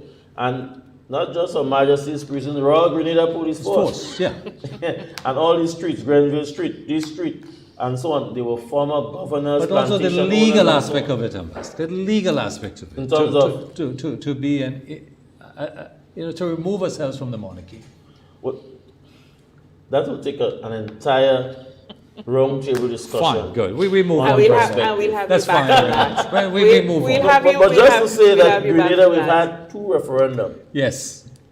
Within the last couple of years. And we voted no. That's true. Only when Barbados moved Republic and so on, then we realized our folly. Because, for instance, removing the Privy Council as our final appellate court would have been one step further to republicanism to further deepen our independence. Absolutely. By going to the court, the Caribbean Court of Justice as our final. So we have work to do. So we have work to do. Yeah, fine. So there are a lot of things, we can't just look at the Republic like that. Unlike Barbados, for instance, we don't have no statue other than the one we have in the Botanical Gardens that looks something like Uncle. But we can't move Uncle. No, but I say it looks something like Uncle. No, I'm not saying we have to move. I'm not Remember, you just said Uncle before we didn't have schools. Everybody had to come to GPSS. When Uncle came in 1951, Uncle's legacy. Uncle built 28 schools in 6 years. The point I'm making is that Uncle staying there, but unlike, for instance, nothing. No, the point I'm making is that like Lord Nelson in Barbados, we don't have these sort of statues. So what we do have, those in quote unquote the statues of our streets, Her Majesty's prison. Exactly. We could fix this. We can fix this. That's correct. And then you start small. I say 50, but I believe that if Grenadians make the recommendations, because what we want to do is to do the research. Understand who these persons are. And then you spoke earlier on about Sister Judy Williams. You spoke earlier on about Mr. Matlin. Mr. Matlin. Mr. Matlin during the I read a little history there. The revolution bought 2 banks. Yes.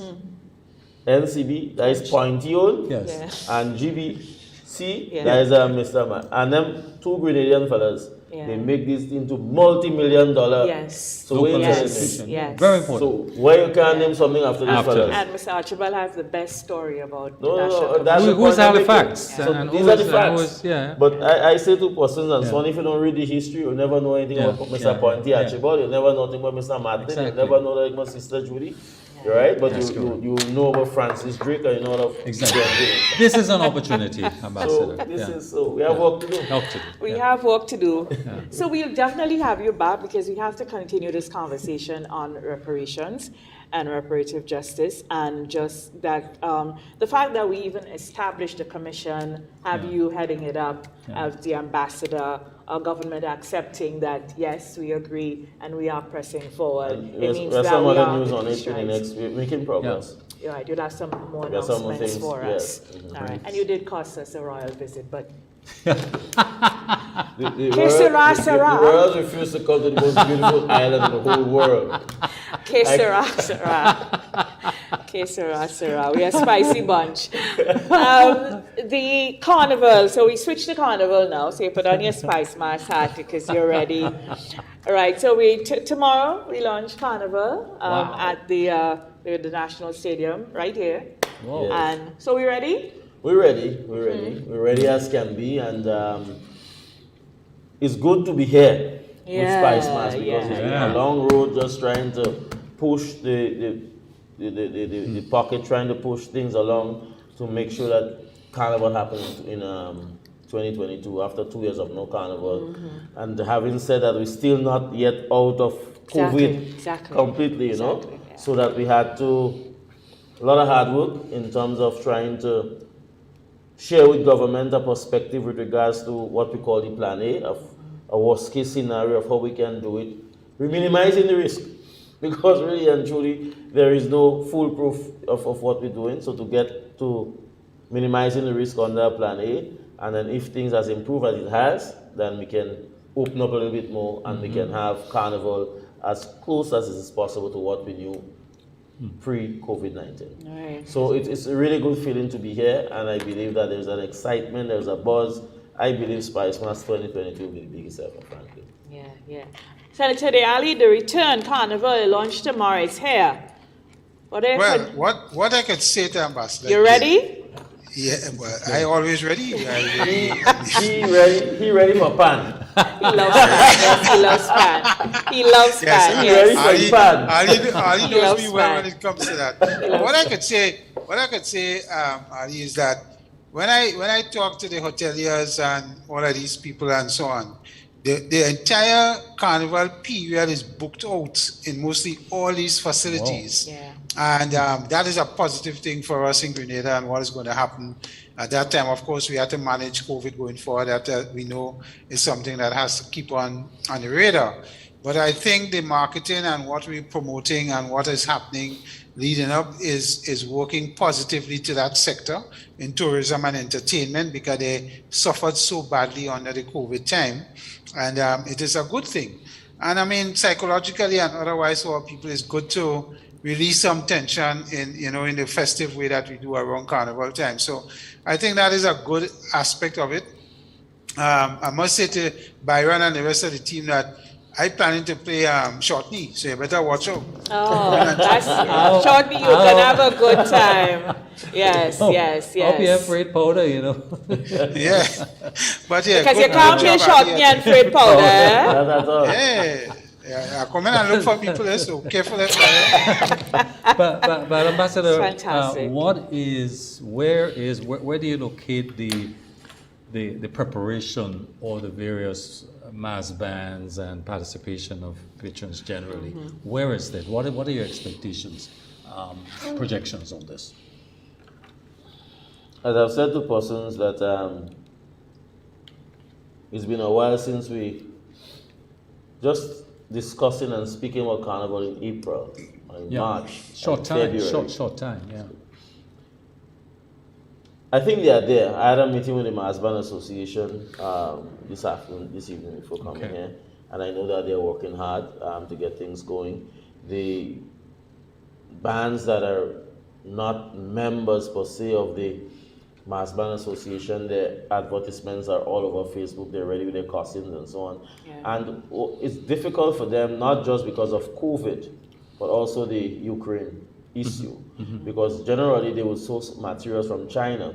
Now because of the Ukraine war or conflict, their shipping taking more time, it's more expensive to ship. So logistically that has that is proven to be a little bit of an issue. So Trinidad, a lot of persons are going to Trinidad and so on. But we have this logistic issue because of the Ukraine war in terms of cost and shipping and so on.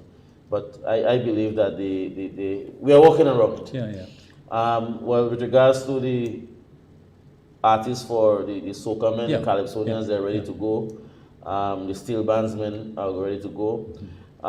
We would have loved to have some more resources, but I think coming out of COVID too, you cannot even pump the government to get more money, because I think the government has done exceedingly well during the COVID period to even pay salaries on time. So we have to be aware of all these realities, basically. And let's just accept Carnival this year as a social good. Yeah, and that's why I wanted to go, because I get a sense of social good. That young people in particular, people want to get out, they want to participate, they want to. So we may not see.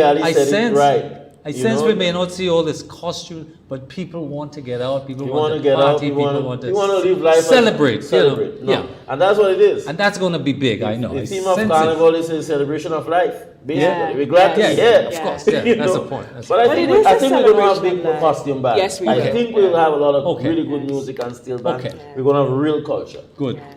But as well, it's an opportunity for people to relax and free up and we have to have the display, because really and truly, again, and these things always happen to Grenada because we're special in a good way, is that we're the first real carnival coming out of the pandemic, and that's why so many people are coming here in droves. And you see, we had the issue with Air Canada and all of that, but the Grenada Tourism Authority and the Airlift Committee, they worked really hard with Caribbean Airlines. So now they put on these flights and already chock-a-block full. So I'm not surprised with what Senator Diali is reporting. I think we'll have more flights coming in from New York, Miami and London, I think as Senator said, the economic spin-off from definitely. Well, we have engaged the GTA is on top of the UCLA homestay programs as well. It's an excellent opportunity for persons to for groups and so do the Airbnb and their homestay and their rooms and so on, because there will be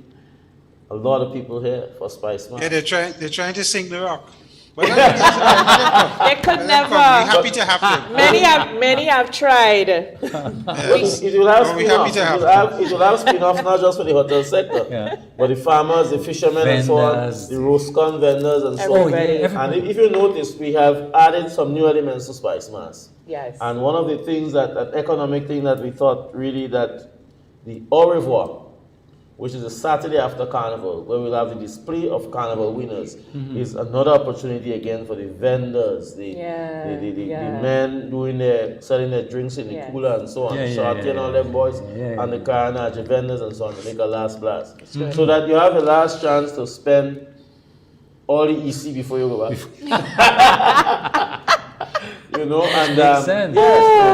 Leave it all here. Because Spicemas represents to the economy a spike in economic activity in the country. Absolutely. So that we have to look at that as well. One of the points that have been raised, and this from a financing point of view, that is recognized that like persons in the alcohol industry and other industries, that's a high point for them. They make a lot of money, and it's felt that they should contribute maybe a bit more into the hosting of the event. Well, I think that as most and business people must see that way, and that's a vision to the artists. The more Spicemas grows, the more the carnival grows, is the more business that will be able to generate. Clearly. So if the carnival grow, we'll have more shows, the artists get more shows to sing, the musicians get more shows to perform, the vendors get more opportunity to sell, so that there is benefit for everyone if we can get the carnival product to a standard, to a quality where, we become the jealous of the Caribbean. We have an excellent opportunity because one of our strengths in Grenada Carnival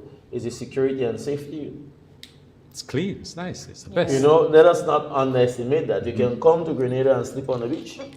They do, actually. If you really don't get a hotel room. You know, so safety and security for us here in Grenada for Spicemas is a big selling point for us. Yeah. And but I say to people, the more we can get the carnival growing, the earlier they launch it, more activities, more fetes, and so on and so forth. And these activities must not just be centralized in the town of St. George. You will see that we're doing a few more things in St. Andrew's Big Parish.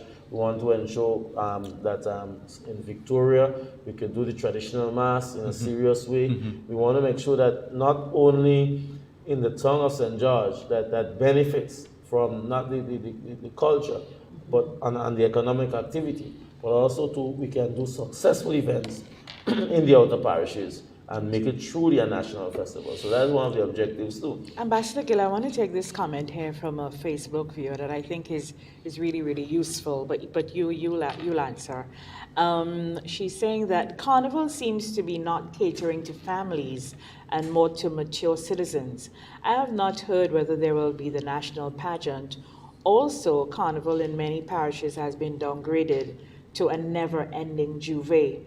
The Mardi Gras is slowly or quickly dying out, and the focus seems to be on these street activities. Carnival should be an all-inclusive activity, and the people who travel to Grenada should not feel cheated. Yeah, and that's coming from a lovely lady from your kingdom.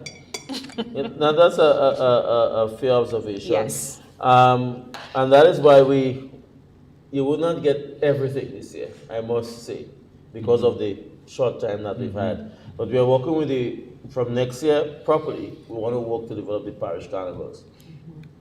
But not even there is that. an island that you know that. Me? Yes, well, very well. That parish carnival is a big thing. Yes. We want to get to the stage where all parish carnivals are big. As thing. big as In the lead up to the major carnivals. So that we do have the parish carnivals, little soca monarch, little calypso monarch, little queen shows and so on. But we want to develop it in a package where a Saturday or a Sunday before Spicemas, you can go to a parish and really partake. Right. So that is part of the vision, but you wouldn't get that this year. Pageant, we wouldn't have the pageant as you know it, but pageant is a difficult proposition in terms of cost, of how traditionally it was done, right? In terms of doing it in the stadium, the cost of the sound system, stage, everything else like that, and then the patronage.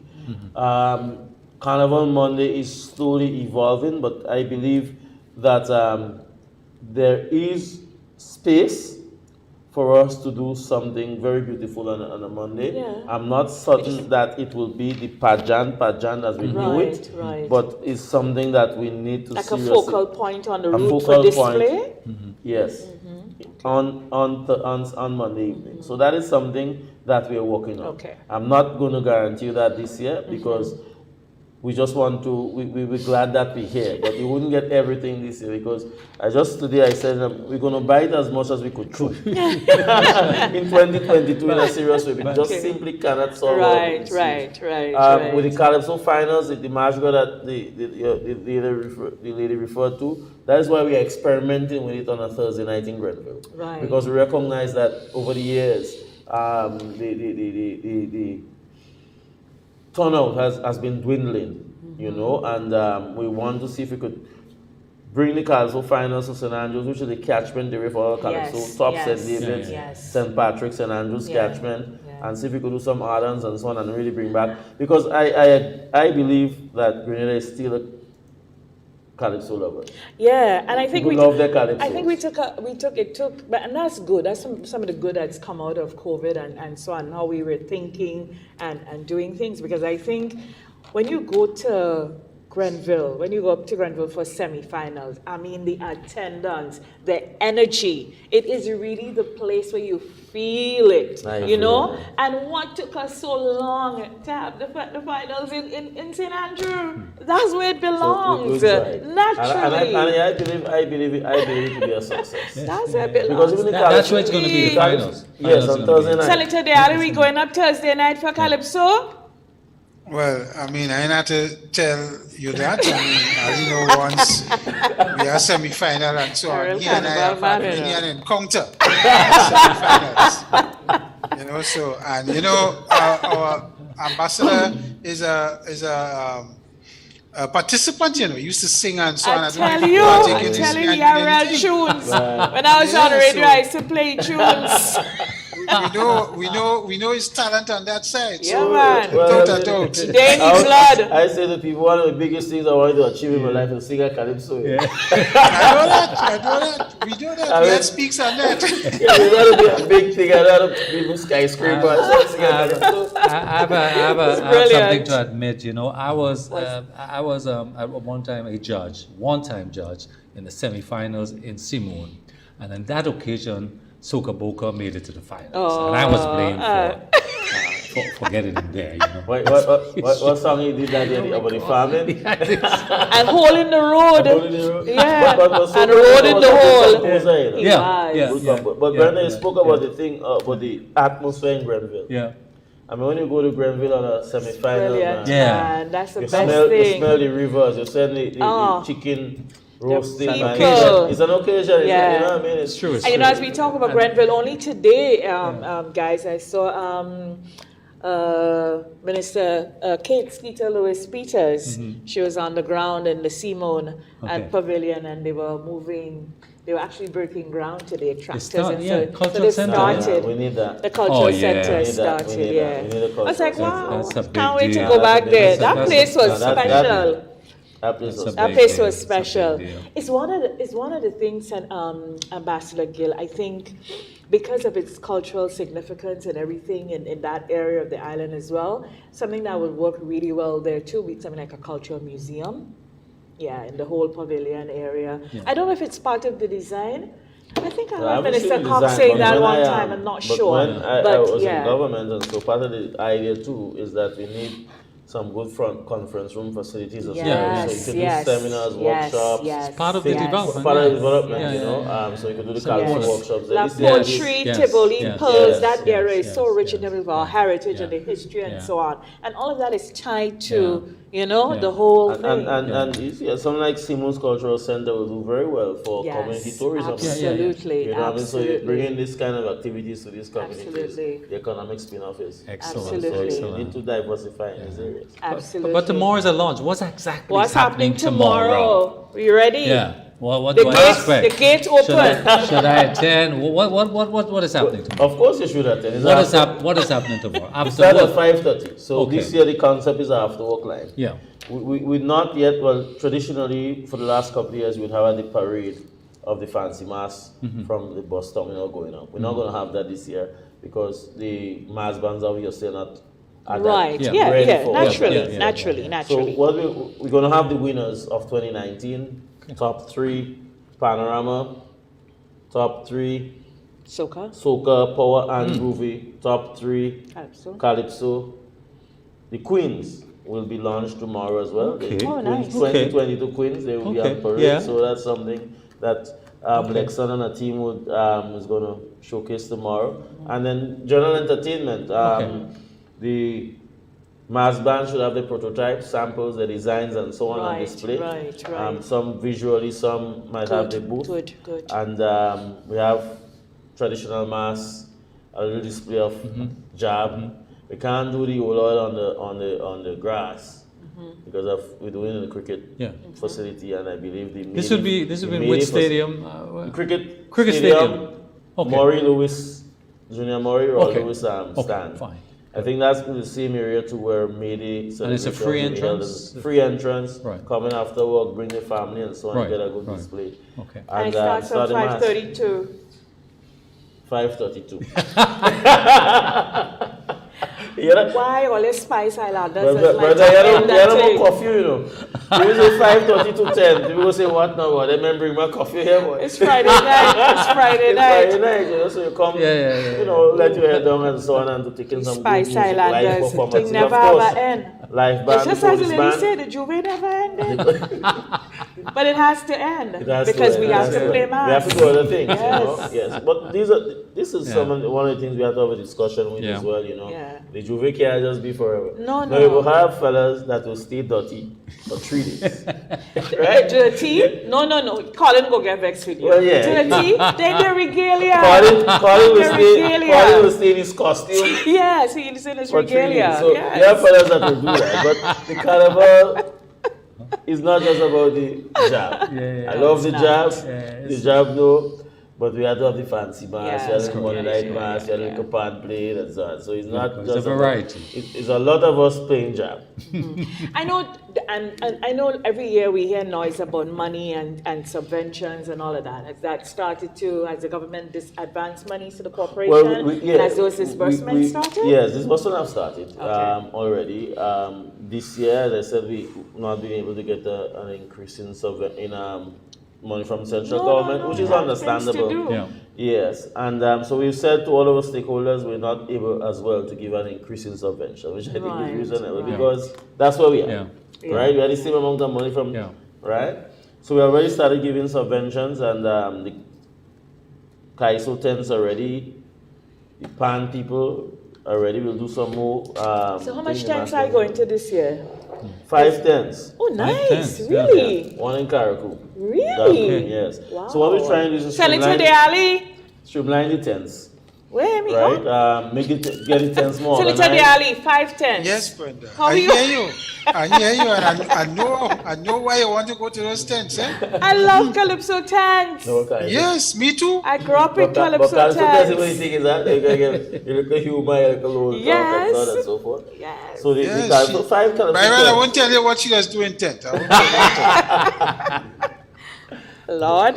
When I go to tents, I heckle the Calypso. Yeah. Yeah, you have to keep your nerve. Yeah. You have to be careful to boss. You know what I mean? But this year we're trying to get the tents to do more shows. Really Okay. For 4 years, you just Yes, only because judging typically, night. right, No. typically we just see them We on want judging night. So Yeah. 3-4 shows, God's willing, Great, before great. it ends. And we want to be able to stream at least 1 or 2 of them live, especially. Yeah, well, you judging talk night. about live. The Nice. shows would be streamed live? Streamed, yes. Pay-per-view, or what was the All arrangement? the final shows is pay-per-view, Pay-per-view. major Okay, shows. right. But we want to initiate the Calypso tents in particular. So Yes. we can bring at least the Yeah. final night. Fellas can sit down, those who can't come. Yeah. Can stay in the living room in New York, cook a pot of oil down if you so Exactly, wish, yeah. and take in Take the it, Calypso sure. tent. Well, even here, With even at big home nose. too, because remember, we still have, there are those among us who have no interest in going into crowds as yet. But not just So that. seeing not them just in that. cyberspace the would be Calypso good. tents is usually would be like the cinema in Grenville, so everybody Yeah. can go. Yeah. Right. So you could have a yeah. line, Yeah. stream your Calypso Yes, tents and yes, so. So we want yes, to bring yes. the Calypso tent to the people. To the people. It's a You good know, idea. We're hoping too that we can even do, we have discussions with the PAN Association, bring back the pan yard lines. Right? The pan rehearsing, we have food in the pan yard, drink in the pan yard, and even so we can have some live thing with the pan. People Love can- this idea. Yeah. Bring pan to Yeah. the people too, whether on radio or television. So And a lot of we're people hoping are to see if we could mobile, stream. you know. A lot of people are mobile. Mobile, We could yeah. stream some of the pan rehearsals and so on in the pan yard And live. Kiddies Carnival is on as well. Kiddies Carnival is on, definitely. Yeah. Great. Well, you can't free up adults and don't free up the children. Exactly. And this year we want to Yeah. make the Kiddies Carnival fun. Let the Yeah. kids, Yes. enjoy Somebody one of the themselves. best events of the carnival. yeah. Yeah. Not just that, the Kiddies lovely. Carnival is bringing a good little money too. I meant best in every way.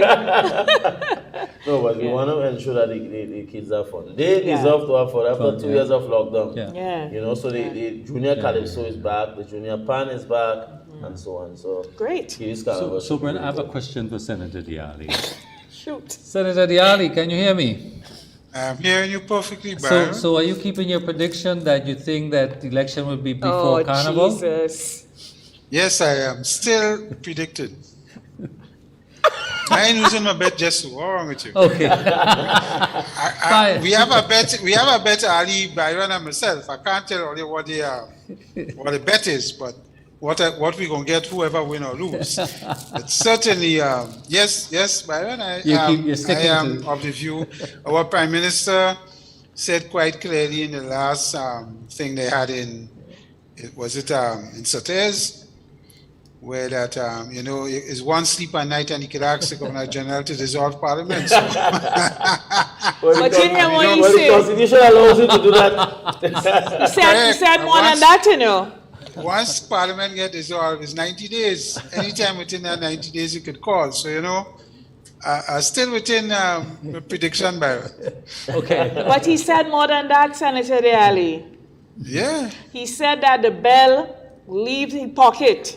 And it reached down by his leg. And it's scratching. The thing about it is, now I have a feeling the bell getting rusty in his back pocket. And it started to scratch his leg. Prime Minister, go get tetanus. All the thing.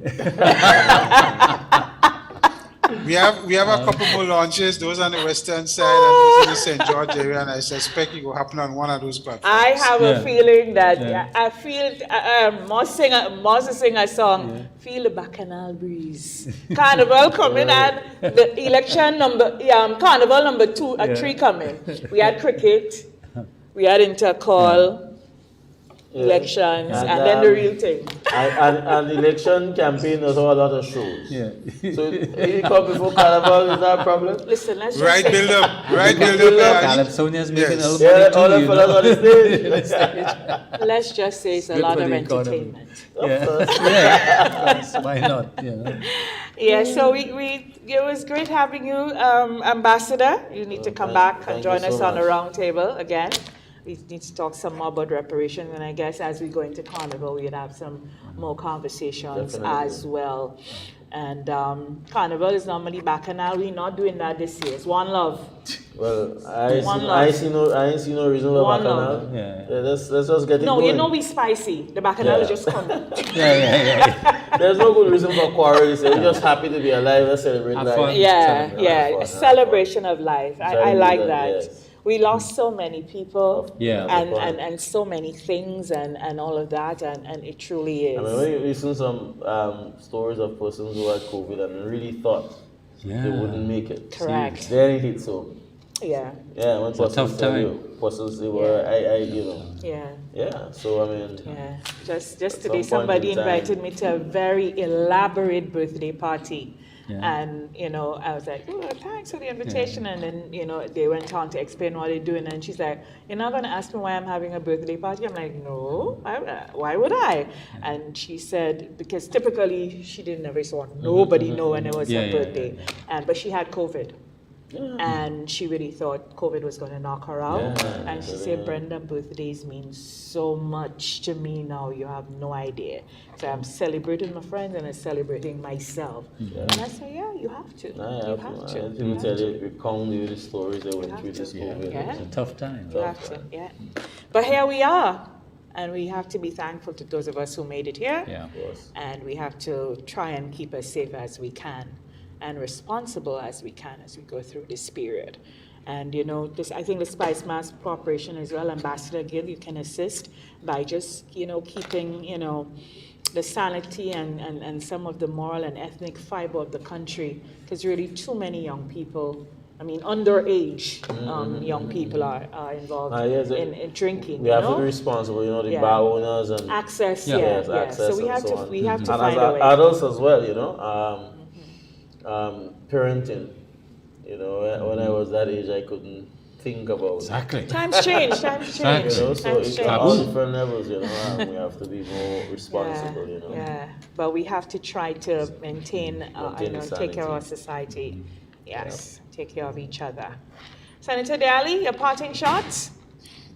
Well, I think Ambassador Gill has the situation under control based on what I'm hearing. Yeah. I also want to make the appeal on the drinking aspect and for us to behave in a manner that reflects our safety and, you know, the visitors coming here, for them to understand that this is about having decent fun in a safe environment and one that is protected by our security forces. And I want to appeal to our people that, you know, we have to be careful. We have seen some sad deaths in recent times with vehicular accidents and some fatalities. And I know at that time of the year, we tend to get crazy with the alcohol and what we do with our looseness. So I, like everybody else, pray and hope that we could have decent, good fun, but not go to the extreme where we cause, deaths that is unwarranted for those of us who enjoy ourselves. So, yeah. Absolutely. I just think, Ambassador, that we are fortunate, meaning Grenada is fortunate to have someone like you that understand the importance of the cultural dimension of a people. And so you heading this important institutions, and both from the reparation and both from the carnival and cultural foundation and all these institutions, being a part of it, I think gives us a lot of hope in capturing this important aspect of our development. So I want to thank you. Thank you very much. And yeah, like Dr. Antoine, you have to put out a release that ain't getting paid. You need to say that. Make sure you say that. Unlike Dr. Antoine, I don't bother with if people think they're getting paid. Anyone who knows the ambassadorship, chairman of this is that's voluntary work. This is national duty. You know what I mean? You just serve your country, not about for money. There's no pay in this. You know what I mean? And it's national duty. So I like Dr. Antoine doesn't take on people. I don't bother. I simply don't bother. This is our national duty. Myself and my colleagues, Colin Dowan, Elan, and so when we started Judge Calypso, we never used to get paid. No gas, but now the Calypso judges get paid. And so in my time, it's all part of national duty. As chairman of this and that, and so we serve, we try to do our very best, and then hopefully we leave it in a better place than we met it, so somebody else could run with the battle. And it's not about money at all. Absolutely. You just serve your country. Absolutely. You're a very good Grenadian, and we appreciate your service. We get good oil down. We have a little drink. Go to the beach. Nobody has to pay to go to Granada's beach or go out there for that day. On a Saturday when I'm in the country coming with farmers, this guy, he's on the block, he's in the community, he's everywhere. That's what he loves. That's what he loves. Enjoying the country. That's what he loves. That's what he loves. What are you going to do, man? Thank you so very much. And of course, continue the work on reparations. We'll be happy to invite you back to have a full discussion on that, on where we're going, and of course, more discussions on Carnival. And we look forward to the launch tomorrow. Yes. All right. That's it, everyone. That's our Perspectives Prime. We'd like to thank all of you who joined us this evening for this special broadcast. Of course, we'll be having more of this as we go through this period. The season is here. Elections, that is. And carnival as well. Elections and carnival. Bacchanal, So we're doing that. So, of course, thank you so very much. All the broadcast entities who carried us, we thank you. We'd like to extend happy Workers' Day. That is happening on Sunday. Yes, all the workers of the nation, go out and enjoy your day. And Indian Arrival Day. And Indian, exactly. Yes, part of my ancestry as well. And Indian Arrival Day, do enjoy that. Everybody have a really great weekend. Monday is another holiday, so we have a long weekend. Lots of activities, all different types of activities. Please be safe. We don't want any accidents on the road this weekend. No fatalities. We had 2 last weekend. Let's try to avoid them this coming weekend. So happy Labor Day. May those who labor continue to hold the reins. Have a good one, everyone.